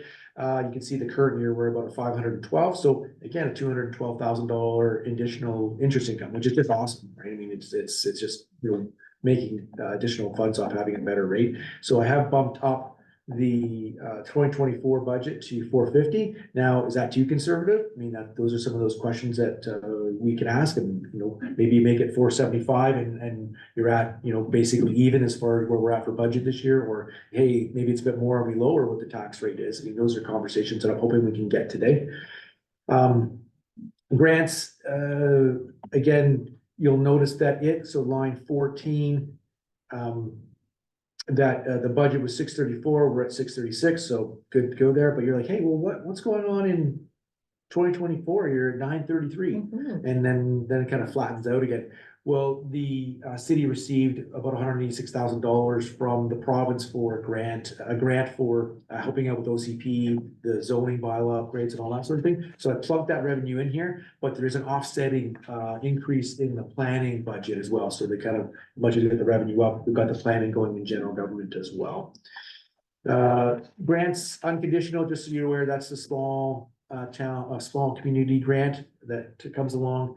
Again, you don't have any control over that, so it's a sharing ratio between traffic fine sharing, which again, they pool all of the fines that they charge out for speeding, et cetera, and then they divvy that out. So the city of Trail gets a portion of that, plus they get a small community grant. And so that's what makes up that number. Pretty steady, you know, not much of an issue here for the city of Trail, but I can tell you places like Fruitfair, Warfield, Silverton, they wouldn't exist if they didn't get a small community grant. Other revenue from own sources, you can see that there's a benefit there. Big driver there was the fact that we got the big donation that came in from dealing with the kids drink. So that's that kind of that revenue number there. And sales and services kind of in line with prior year. And I don't know if anyone has any questions on the revenue side of things, but I will notice one thing I did here is under line 19. You can see we had use of surplus that we tried to balance last year and had some funding for Silver City Days. We obviously didn't need it because, again, when we start talking about these numbers, it's sometimes it's a way to balance and get council to agree and kind of have things. But as the toing and froing goes, we didn't need to use any of that. But now I did park in $50,000 in this year and the next number of years. But I'm suggesting, this is one thing we talked about last year but didn't get to, but sort of plunking it under a title called council special projects, just for those one-off things that come along. And so if you say like, hey, we've got some funding, we've got plenty of surplus, that's not a concern, but if you wanted to do something, it's really positive to have some monies available. It doesn't mean you don't have to use it, but it just allows for that, hey, we really want to support this, it's $5,000, or something else has happened, we want to support that. And that's one way of being able to deal with that. Okay. Gonna move down a bit here, just more into the expense side of things. General government, you can see, budget was 3.1, we're about 278, remembering that we allocated out about some odd $100,000 in insurance to parks. There was both the Temora Trail Memorial Center plus our actual parks itself, whether it's the Gyro Park and the insurance that are affected with those. So that's one thing that's driving that lower. Plus we had some employees that changed over, whether it's a communications coordinator. We had also our supply and staff that had changed and hadn't filled the positions right away. So that's there. But you'll notice in 2024 that it actually is going down. And there's a couple of reasons for that. One is that it's taken out the $100,000 in expense for the credit card fees, because that's where it was charged.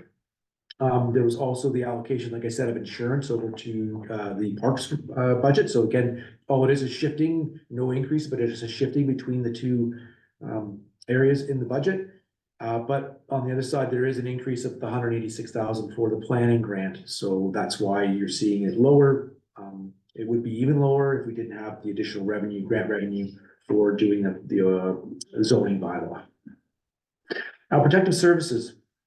Now, I've kept this I would say in check. And when I say that, meaning we're still not at full complement. And so there is a bit of a risk that all of a sudden, if they show up with 5 officers, that we could have some pressure there, but we've had some surplus. So that's not something that we should be too scared of. But right now, over the first quarter, I'm not aware of any new officers coming in. We'll be getting a report soon from the province as well as to what was the complement this year. So I have it at a the gap's not too much, but I'm also not fully budgeting for all the officers that we've been, what our complement is, because I'm really not thinking this year that we're going to get that. And I don't want to, again, ask for tax increase and then create a big surplus. That's not, I don't think, not wise. Now, again, like I said, I've always, there's a huge hiring and they fill that complement. We'll have a bit of pressure, but I'm less worried about that. It's not a big factor, I don't think, on the overall budget. Engineering and public works, again, some cost drivers there, mostly, we know we're going into collective agreement, so we've got some wage components there. But there's also, the effect is not as much because we've taken out this $100,000 in the fact that the street lighting is dropping. So that's one of the reasons why you're also looking at going, hey, the increase isn't that much from 2023 to 2024. Waste collection, you can see that now that our DKB is doing it, that's at 0. And so I would think that after, when we do next year's budget, it just won't be on there anymore as far as that number goes. Cemetery service, you can see it's in line with budget, and that's a funding source that comes from RDKB. So not much of an issue there, and just kind of an ongoing one. So the big one here obviously is Parks and Rec. You can see based on last year's budget, pretty big jump. This is where a big pressure point is for us. And I think it's something, I'm hoping that we can get some things, better knowledge, but again, just right off the bat, adding $145,000 worth of just the insurance. And again, it is just an exercise of dropping general government budget and increasing it over here. So it is just an allocation, but that's one of those ones that picks that up. So now you're looking at about 400,000. Also, again, keep the agreements, thinking about wages. There's also been, some increases to supplies budget and to repairs and maintenance budgets for this, based on what I'm seeing, annually what's happening here, that we are not budgeting for that. And we've been protected by whether or not that's been not having enough police has caused us to have a surplus, which then has maybe offset the fact that the actual budget for Parks and Rec and Culture has not been where it should be. So again, it's an area of highlight this year, but I'm feeling quite comfortable that we're in a good spot and we'll be monitoring that. You can see that after that, then it's grad, like in 2025 and 6, like we're not expecting big jumps like we are in those years. Airport, again, not much of a change there. This is an important one for me, and I'm hoping that Councillor Cashel can take this back. It's row 32. I'm staring at that. And it's under column AU, so if he highlights that, so in his next library board meeting, he can see that the budget amount is what they asked for, and so there shouldn't, as long as council doesn't change it, which they can, it's in there, Councillor Cashel, so you should be able to tell No them that. question on that, Mr. McClure. Will it be a line item then going forward? Oh, it always is, right? It always has been? Yeah, it always Okay. has been, so you can kind of see there, again, Mhm. that was last year, as I've said, was my mistake in communicating that back to both the library board and the librarian director. We've had some really good conversations. We're meeting this week as we kind of get ready for audit. And she was talking about, hey, she's made some additional money in interest income and some other places. And she's wondering about changing her budget. I said, I don't think there's anything wrong. And, yes, you came forward with the budget, but if you're wanting to do X with that this year, that's just a conversation with your board of saying, hey, here's an updated budget based on the numbers. Cause it's kind of hard to budget in November when you don't know where your year end ends up, right? So again, I said to her, as far as I know, I don't think that the ask isn't going to change. It's not a big increase over last year, but there is just internally for her, if she had some additional funds, she might want to, do another, buy some additional books or whatever that is, right? And and I see no issue with that. And as long as the board's okay with her changing her budget, that's, seems fair. I just wanted to highlight for Councillor Cashel. Appreciate that. Yeah. So some of these ongoing kind of transfer taxes that we have, we got the sewer transfer tax of 160 that's kind of carried on forward. Always a good question there. The sewer's in pretty good shape, so that's one that probably doesn't need a lot of love. One of the things that we did also note, in the same way that the general fund got additional revenues from investment income, so did the sewer fund and so did the water fund. So that's also some positives for those particular funds, and we'll bring that back probably on the 8th. Yeah, the water transfer tax is one, maybe one going forward after, depending on what council wants to do this year, is there a way to, pardon me, be able to allocate some of these revenues so that we're able to basically help out the water fund this year, help out some other of our reserves. And then when I look at it too, I'm wondering, I'll have to go and check on that, whether or not that donation should go into the capital reserve allocation. So maybe we're not as high of a surplus as I thought. So as I look at it right now, so I'll have to look at that. But regardless, we've got a surplus. I'm pretty good with it. Capital projects, you can see that's row 40. I'm thinking that we should have a bit more of an increase with that than we have in the last, couple of years. So I think that's one that allows us within the current year budget to be able to handle that. And also the equipment reserve is another one. It's not a big increase, but I think going forward, those are areas. Again, we have continued to do the old bridge reserve, and that's growing, right? So it had 300, you gave it last year, plus another 100 this year ongoing, plus some interest income. It's starting to, starting to have a fund available so that when the day comes, you've got some seed money to be able to figure out, what happens with that old bridge. So currently with that 4.25 increase, you can see that right now we have a surplus. And then you kind of drop down for some of the asks, and a few of these are ones that are under council's control. There's some thought processes that go with them, and we'll talk about them. One I'll leave, it has the first one, the question mark at the top, the additional ECDev development funding. What do we want to do there? There was sort of, I believe this is important, and again, it could be a pushback from council saying, you guys find that revenue from looking at your own budgets, but having some additional funds towards having some citywide safety education and initiatives, I think for our entity would be good. Our WCB rate is quite high, and if we can even get that percentage that it applies on payroll, it can have a huge driver. So again, trying to have a culture of safety sometimes takes initiatives like this to be able to show that we show that it's important. So that's, again, that's an ask, it's, and again, second year for the trails portion of the farmers market coordinator. Council last year funded a portion of what their ask was, about 30, so the city's portion was about 13. They expected to have that for this year and sorry, for 2023 and 2024, with the hope that it would become self-funding in 2025. So that's just one of those asks. We did have CIB funding come and ask for their increase. That's about $25,000. And then in working with the Silver City budget, I was noting that for quite a while, we seem to have a expense over revenue. And so every year we seem to have more expenses than revenue. So I just thought, we might as well make it actual and add about 25,000 to the budget for 2024. I didn't carry it on, maybe I should have, but I just, right now, I know that there's been a lot of progress and we're refining things and maybe unfortunately for the committee, I'm on the committee, and so I was asking some questions about, hey, do we have to have that much money in this area, in that area? And so, you know, bring the committee down. So it's a very joyous and hardworking group, and then there's me kind of asking those questions. But so the thought process there, is there a way to have, like, we have a good contribution already from the city, but is there a way to kind of, as we move forward and get better at this, you know, less pressure on the taxation budget? And then I've got council special projects funding for emergency one-off requests. And then, so that's just that matching up on row 19, there's 50,000 coming in from surplus, and then 50,000 would just go into that particular account.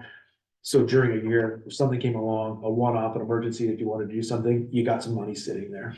And part of that, the reason why is because the community charter is clear, you're supposed to have it in your budget to spend it. And then, and again, things happen all the time where a project is over budget or something happens and you have to do it. You can always amend your budget. But this way, it's kind of a nice little feature to have some funding that is available for those types of questions. Just under row 106 and 107, as we move along, I'm hoping, and whether I will get that done in 2024, I'm hoping. We can't see. Oh, okay, see it, okay. Sorry, thank you, Ms. Lachine. The question mark for me is, like, we've got this airport, it's awesome. But when we got to start repairing things or whatever things come along, and we're not putting any money aside into a reserve for that very quickly. But it's been great being able to use the BCAP funding and the ACAP funding. And it was quite educational for me.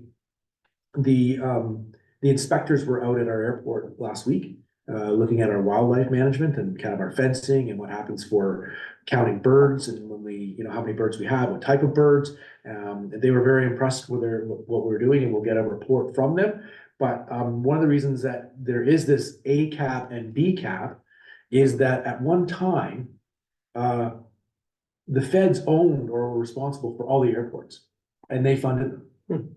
And then they said, hey, we don't want to do this anymore. And so they kind of handed them over to municipalities or whatnot, but they then provided this ACAP funding. So there's like, we're not gonna be responsible for them and staff them and all sorts of stuff, but we will provide some funding for improvements to, like I said, whether it's a runway or a terminal or whatnot. So it's just quite an educational thing for me. I didn't realize that was the case, but I do think that as we go forward and as we get better at, for me anyway, learning and educating on how things work operational wise here for the city, is I think we're gonna have to be looking at something like, you know, same like we did for the bridge reserve. Maybe bridge reserve drops 50 and you start putting something in the airport, or maybe if we have a one-time funding, like, you know, could be this year. Like I said, I'm questioning myself right now on my number. But the idea being that we would be able to upgrade or have the opportunity to even cut out one-time funding in some of these. Overall, the city needs to do, I think, an update to the reserve policy. We have a number of reserves that really kind of aren't underneath a bylaw, and kind of which again would explain how it gets funded, that interest, you know, is put into it, and then that what is the determining factors, you know, if you've got a reserve, but you just can't go and use it for general operating, you have to use it towards equipment, or you have to use it, because that's what happens sometimes, is when things get tight, they go, well, you know, I can start taking money from here, and so what you, doesn't mean you can't overrule your bylaw, but the bylaw speaking to you that I couldn't just go and say, oh, well, I'm gonna take some of this money and move it over into general operations because we've had a bad year. It would have to stay, like in the equipment fund, it'd have to be used to purchase equipment. So I've talked quite a bit, and it is 4 o'clock. I don't know where council is at. I wanted to get sort of a flavor for, you know, is 4.25 something that is, you know, in a place that can be handled. You can see it's about, on the average home, it's about $44. So not a huge increase, but we have to also remember, you know, we have our major industry that picks up a big part of that freight. And, you know, a council could consider, you know, a 5% for residential and less for major industry, to be able to do a little bit of that shifting that has been sometimes talked about, to you know, take the reliance away on the major industry. Those are some of those questions I'd be interested to hear about. And hopefully get some feedback, especially on some of these line items. You heard about the additional FDEV. I did note in doing some allocations itself, I should speak to this, is that I did bump up the community grants by 10, and when I noticed that the economic development had been under compared to what we pay this year, so I also put 10 in that. So we've got about 90,000 in ECDEV right now. So you saw that LCIC was looking for 100 this year, but it's, you know, again, also noticing that it was jumping by almost 10% per year, which I thought was interesting. And part of it is a sort of a direction. Both, as I said earlier today, the RDKB deputy CAO and I are hoping to meet with LCIC, because there was this sort of thought process of a real challenge to LCIC to be doing 2 reports for the city and for regional districts separately, and that there was burdensome and time and money. And so if that's true, and we can come together as one contract again, which I think would be a good thing to be able to do. You know, we were hoping for some savings. As of yet, it hasn't happened, but you know, if you can get a bit more, even if they could be 95 kind of thing, or, you know, maybe there's that savings that we could find from them to kind of lower that contribution, keep it at where it's at. But there's also sort of the question from the chamber. I didn't really necessarily hear a total dollar ask from the community futures, but this would be a place where I don't have really much else available. There is about 12,000, or there has been an ongoing budget for the community Chamber of Commerce, about 12,000 a year. So you can see that they're asking either to tap into that. So that's up, you know, so the 90 is in the economic development. There's also an additional 12 that's been sitting for the chamber. So again, if they're asking for 34, you've got, you know, a 10 ask from LCIC, you've got a 22 ask from chamber. Okay. So anyway, those are some of those question marks as to where's council's appetite to move forward with the community groups that talked with us today. And, and again, realizing that at 4.25 here, they said, even for me, I'm a bit comfortable if we wanted to, you know, bump up the interest income versus where we're at, we wouldn't be too offside to even balance, but it still doesn't cover some of those types of expenses. And again, is there an interest in doing some safety and farmers market? I kind of feel pretty small. We've kind of committed to that one. That maybe one more locked in. Obviously, I know that how Councilor Cashman feels about the CIB increase for funding. And then there's the Silver City Days. So on the CIBs, if I can ask, you're indicating a $25,000 increase. My understanding is last year they asked for 140. Yes. And this year they're asking for 140. Correct. So, but because it was supposed to be a one-time, this year's budget right now is back down to the one. Wasn't it traditionally 125? You roll around there 120, 125. So Okay. that's in that range. I think it was 120 actually, Councilor. Okay. So yeah, but that's why, again, because they'd asked for that, I didn't want to presume and just carry forward that. I could have, but I wanted, because there was, as they came, and there was I think a desire for council to ask or see, you know, do you want to give them 20, 25, 15? I mean, what number do you want to give? And so I wanted to make sure there was a discussion about it. Of course. One question I do have on operating budget. Mm. Where is the total grant allocation? What line item is that? And what do we? Yeah, so it would be inside general government, so it's in that 3.042 number. Item 25. Yeah, row Okay. 25. And again, I apologize. I did this at a high level, number one, because we're going through audit and I'm wanting to make sure. Because obviously, if you remember last year, I have a detailed thing. It's not completely line by line, but would break out the questions that you have about where we have with community grants and things like that. And so that's what I would be bringing forward on the 8th. Okay. And part of this again is more, for me, is I don't necessarily need an answer right now, but if you were to like, look at that tax increase is too high, or I'm not happy, these are the sorts of things I would just need to understand. And if it's not, then I'll bring back, we've still got some machinations to go through, not a lot, but on a few revenues, maybe there's a more tick up or a tick down in different areas that, we will work on as staff. I mean, this number is not some sort of over, like that, this is not a lot of money that we're out right now, kind of thing, but it also could be like, well, we want you to find more because we only want a 3.25 tax increase. I mean, that could be the kind of question that comes right from council. Yeah, I mean, I think the 4.25 sounds reasonable to me. Obviously, we can discuss that and debate it further. You're coming in line, we're below Castlegar, we're below Nelson. And I like how you highlighted here that we're saving over $300,000, in revenue that we got from the TRP, the saving in credit card fees, so that, that's sort of supporting that 4.25. I think it justifies it even further, and I appreciate you pointing that out to us. Online, you're silent. I'm not sure. I know that you guys Oh. have questions. Hi. And Sorry, I've had my hand up for a while. did you? I apologize. Oh, I don't oh, see it's it. come, I'm yeah. sorry. I see it now. That's okay. sorry. No, next time I'll just text Sandy and be like, hey, I've got my hand up. So I was just wondering when we were looking at new reserve creations and allocations for council to consider. Yeah. If we were to, so I know a lot of our housing projects with BC Housing and their community housing fund that they're looking at for partnering with city on some of these projects. How would, if the lands weren't already owned by the city, would we go through just a regular loan process to acquire a suitable piece of property, or would it be something that we should put a reserve, like a housing reserve, for looking at appropriate lands to be able to potentially purchase to marry these projects up with to create more housing in our area? A fantastic question. And again, because this is sort of this general fund, the part that's missing right now is sort of that capital and reserve conversation that we will have in a couple of weeks.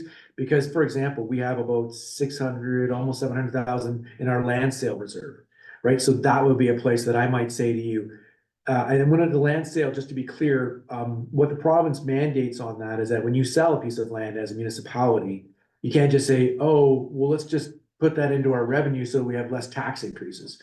They say, look, if you're gonna sell land, you need to put that into a reserve, and then that needs to be spent on something capital.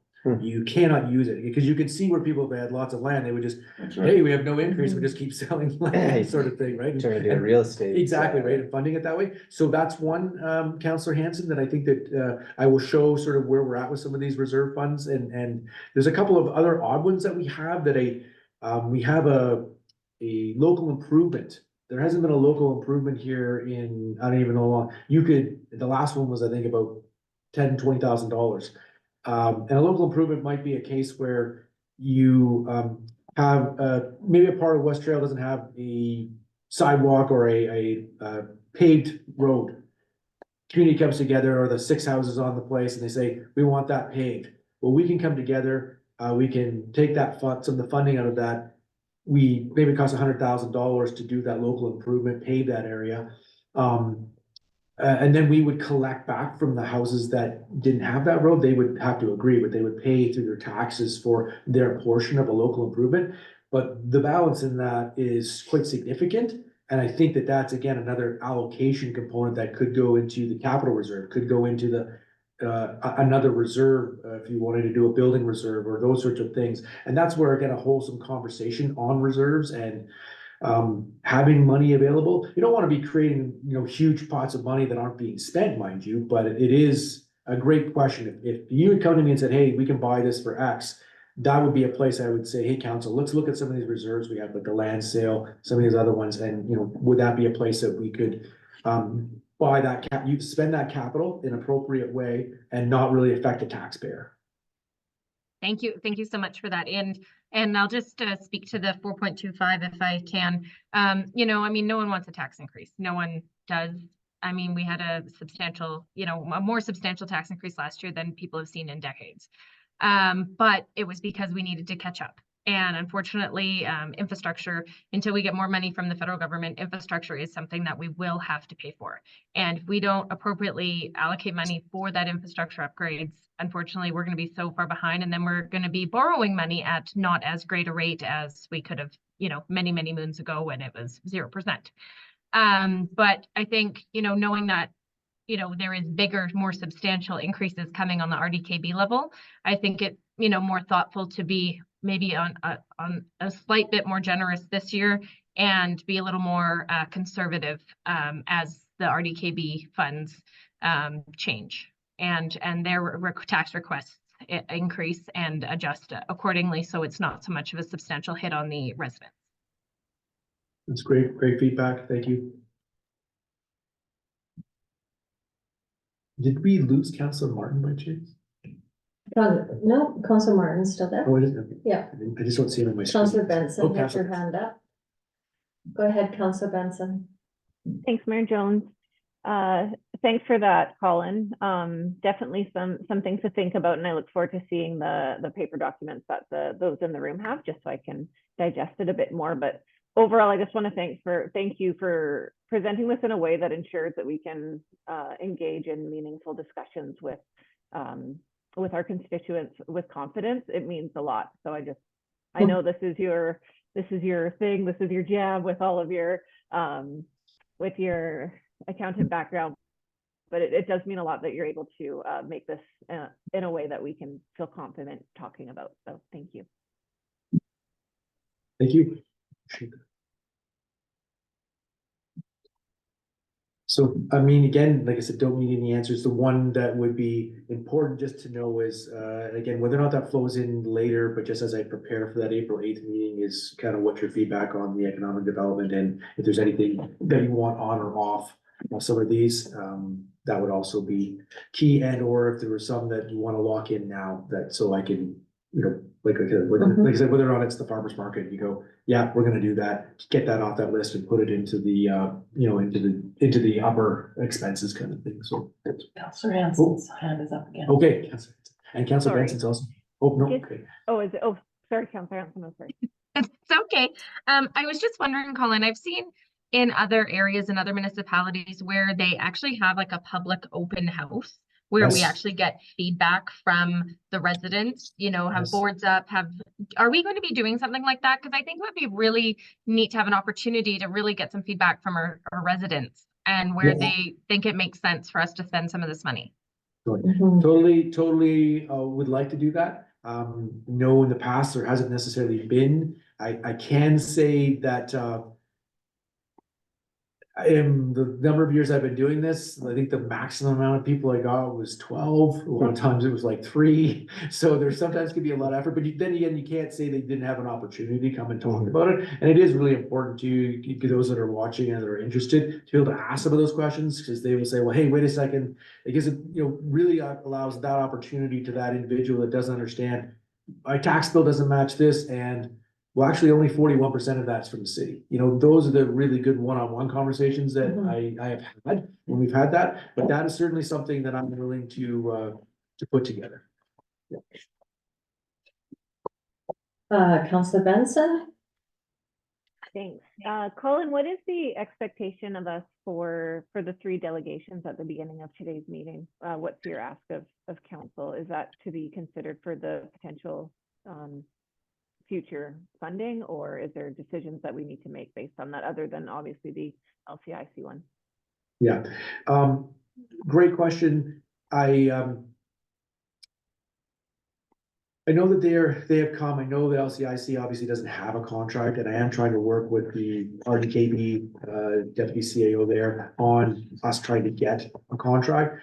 But it would be good to know on where council sits on, you know, getting into back into a joint contract.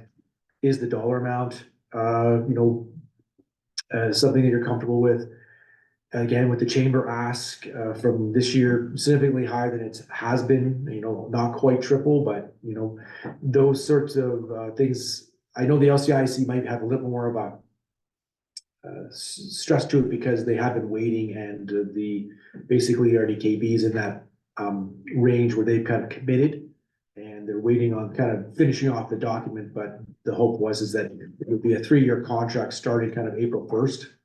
It doesn't mean that we have to be, and it's not, guaranteed, if it doesn't get signed on March 31st and returned to a pumpkin, there's still time to work on it.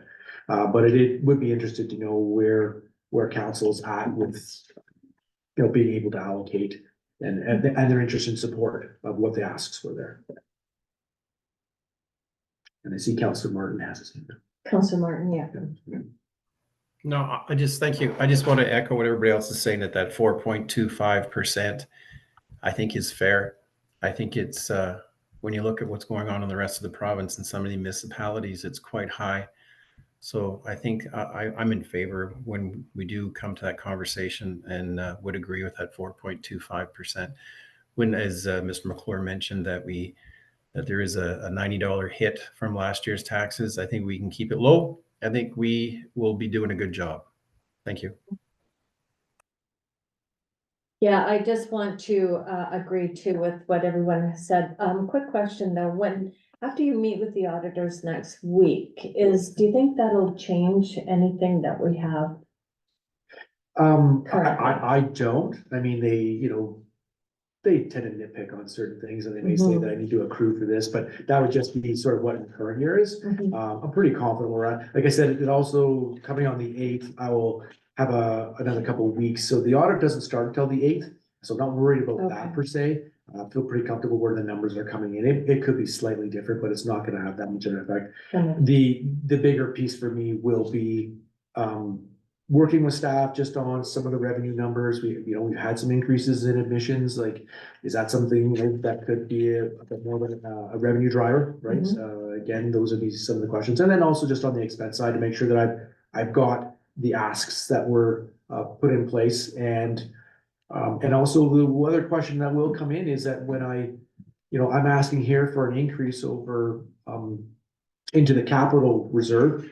But when we start putting that capital numbers together, it could be like we were last year where it was like, yeah, we can get by for the next couple of years, but kind of years 3, 4, 5, because of some of the costs of that bigger capital projects, there was pressure on the reserve, right? So it's kind of all a bit of a jigsaw puzzle that comes together. And right now I'm kind of sensing, I'm hoping at least right now with what I'm seeing that this is I feel very comfortable with it, but there's still a little bit of tweaks. It wouldn't be significant tweaks.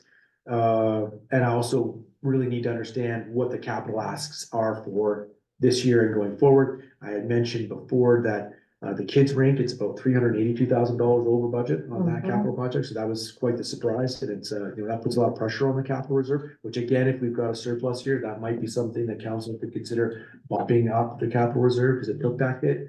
One good news story though is that on the Butler Park, I had thought that we had a problem there, but I didn't realize that we had another grant from CBT actually. And so when I added those two together, we're basically right on budget for Butler Park. So that was a good news story. But 1.7 million to put lights up in the Butler Park. So anyway, gonna be pretty fantastic. I'm not sure if the neighbors will think the sun's out at night or whatever, but anyway, just there's a lot of positive things happening. Again, just getting the team overall together. There's been a lot of stress in the organization, and we've still got some positions to fill, but just really moving in the right direction and feeling the morale improving. And so that's an aside, but that's just an overall positive that I'm feeling at the city. So just so that I can finish, I do think it's a very responsible 4.25%. And I think you've done a lot of good work in here, balancing out the different areas like the expenses and the allocations and everything that you could possibly do. I think it looks really, really good. My concern again, or as we've spoken before, is that with the LCIC Community Futures and the Chamber, I think that's a discussion that it's a serious discussion that we need to have. And I don't think we can decide that right here. And That, again, you know. yeah, and I wasn't suggesting that you had to, but just more of a direction even on some of the other ones, but no, if that's one that needs a bit more, yeah. Mhm. absolutely. And you also commented that the LCIC has been waiting for a decision, but so has the Chamber been waiting for a decision. No, yeah, I just, So, yeah. you know, fair. we're behind on that one too. Yeah.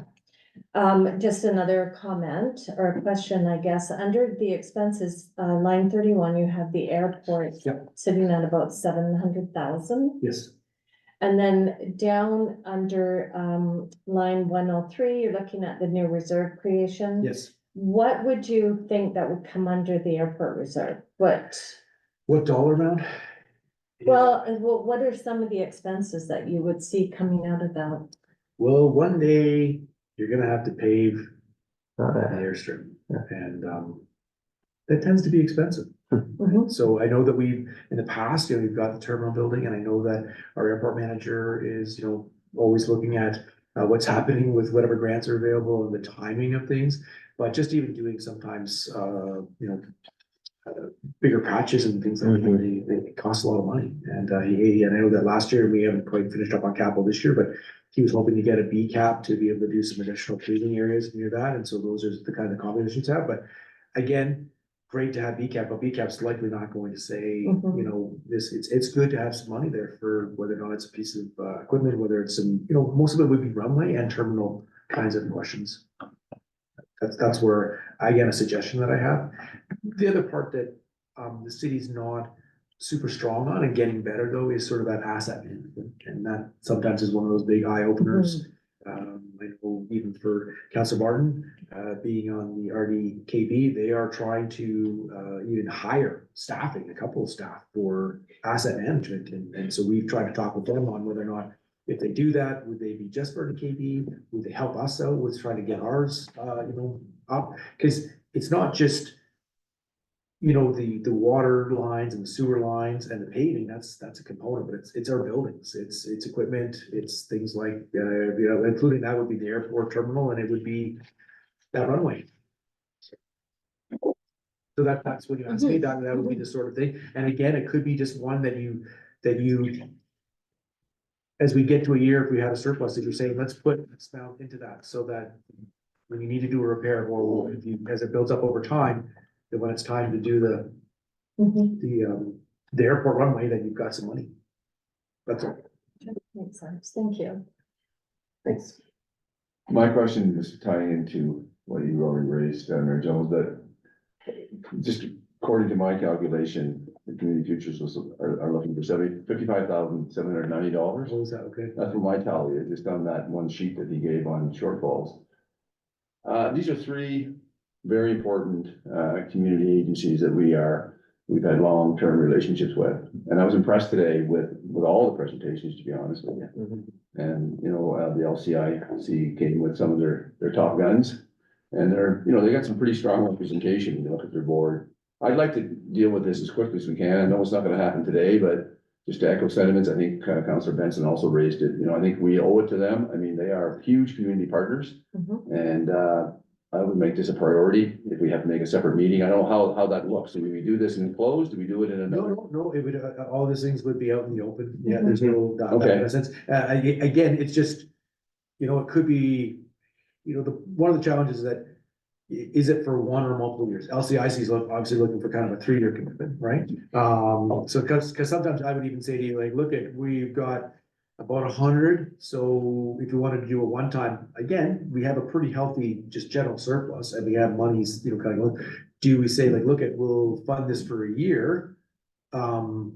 But we want to see some collaboration. We want to, you know what I mean? Like there's something that comes with that. Yeah. That could be something that could be talked about to see what happens when we do this? You know, how does that get you guys working together? I mean, that's just a thought, and and it would also take pressure off of saying, hey, we need, you know, because I think that Councilor Miller saying is like 89, you're starting now go from 4.25 to 4.75 kind of range. Not that that's terrible and it wouldn't have a much of an effect on your average home kind of thing, but it is, it is something to think about. So my next question on that, thank you very much, is do we need to see current financials then when we look Well, at these it's applications? a great question, because I mean, I don't know where the chambers is. You know, they also had talked significantly about the other funding partners. And, you know, I had asked the chamber this week and said, you know, when you come, you should probably come and explain how you came up with that number and where the other funding groups for you. You kind of heard from Councilor Benson asked like, hey, in the futures, you know, is that 55 on us, or is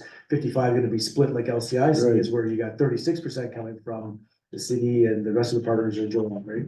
Would it be prudent on us to maybe reach out to them and say? I absolutely, I like, can. let's get the financials in, so we have them there for the next discussion. I can, see what I can do. Can't guarantee you that I'll Yeah, get them. of I course. know that the chamber last time was significantly behind. Well, but I think- reluctantly, I didn't want to ask them on the chamber because I think I already know the answer, but. Well, but I think they've really improved Yeah. because they got theirs caught up, so it may be done. Mhm. So it just maybe just a question I haven't asked. Should have asked it. Yeah, thank you very much. Thank you. Okay, And if so, there's no other questions well, or? just like I said, I guess could I ask you, is there any concern about, like, where's your thought process, or if you want to carry, you can find, but just wondering, the farmer's market is. I'd say go for it, man. It's farmer's market. Okay, Yeah. not on that one, Yeah. okay. Yeah.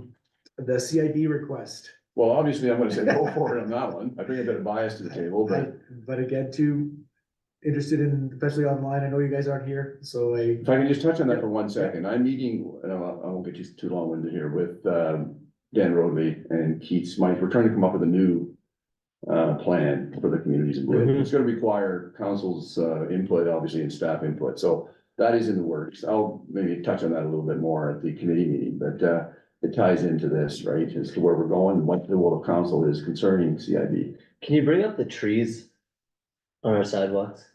The deficit of trees, Yeah. that's one of the things that Council Butler had asked for. they've already, Okay. it's already been raised, Okay, yeah. and that is one of the benefits of being I in wonder if it would CIB. fall under CIB. Yeah, Thanks. well, what they Yeah, do we is, could. they have these experts come in, Yeah. do the studies, I do hear the you. judging. And we gotta be Mm-hmm. careful too, because you don't wanna be blurring what sort of, you know, Right. our, Yeah, our employees work. Keep it away from you. Because we, tree would be more public.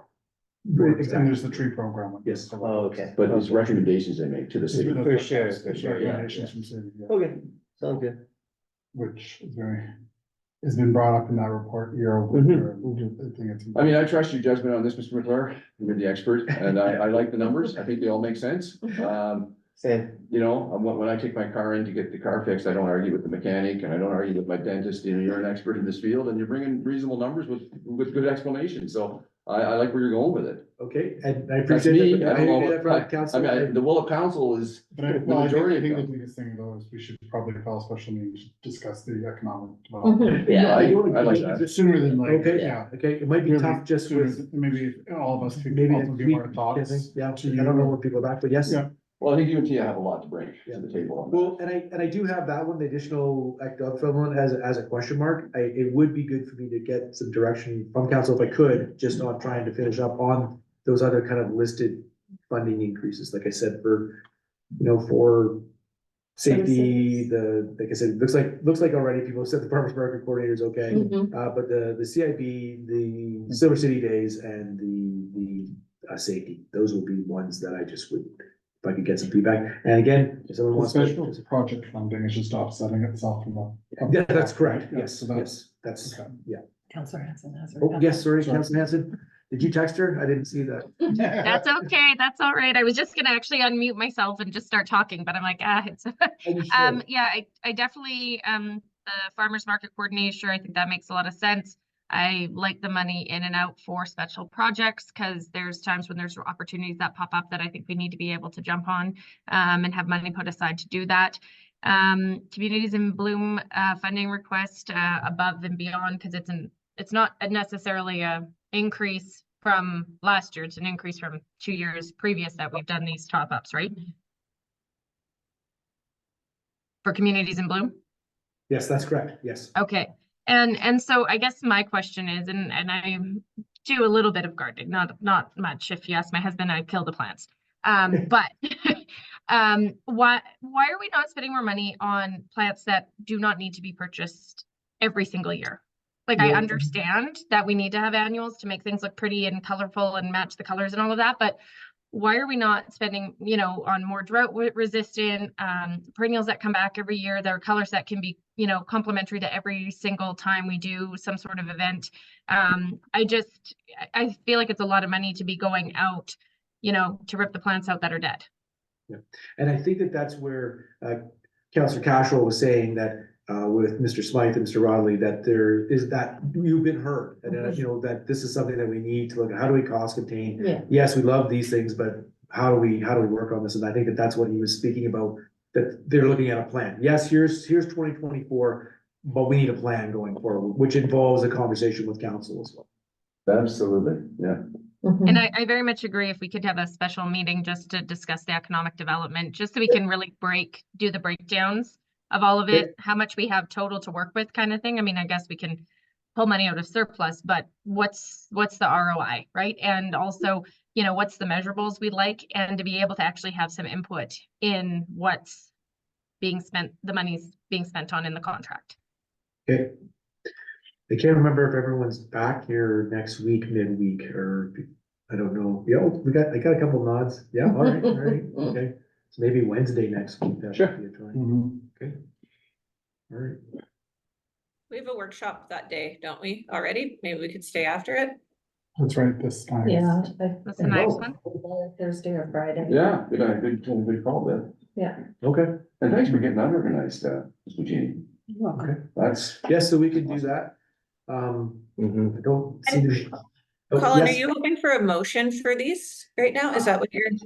I don't need a motion. Like I said, I just think that if, you know, if council is okay with the other numbers that we had there, not including the economic development, because we've got that question, if they're okay with that, it just allows me to move forward. Yeah. Got the green light? I'm okay with it. Yeah, you're okay, okay? Yeah. And Councillor Martin, you're pretty quiet today? You okay, got a thumbs up? All Yeah, right. thumbs up. And Councillor Hanson, you're okay with the other numbers that are there for today? Yep. Like I said, just remember, this doesn't mean that when it comes back, we still got some time here to discuss act development. We're gonna be coming back on the 8th with other numbers, you know, like where there's revenues and expenses. So if there was like, you know what, I wasn't comfortable with that, or I want to pull 5 back or 10 back or something else, this isn't a done deal. It just allows me to get it off the list sort of thing and allow for us to discuss things like capital next time. Sounds good. Perfect. All right. That's all Okay, for me, Mayor. that's it. Thank you very much. Thanks. So can I just get a motion to adjourn the Governance and Operations Committee portion of the meeting? And immediately we will go into the in-camera meeting pursuant to section 91A, K and L of the Community Charter.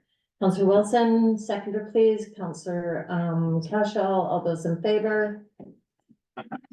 Carried. Councillor Hanson, did you have a question or you just? Trying to say. Oh, okay. Oh, sorry. Thank you. Okay, we're moving into closed. It was carried unanimously.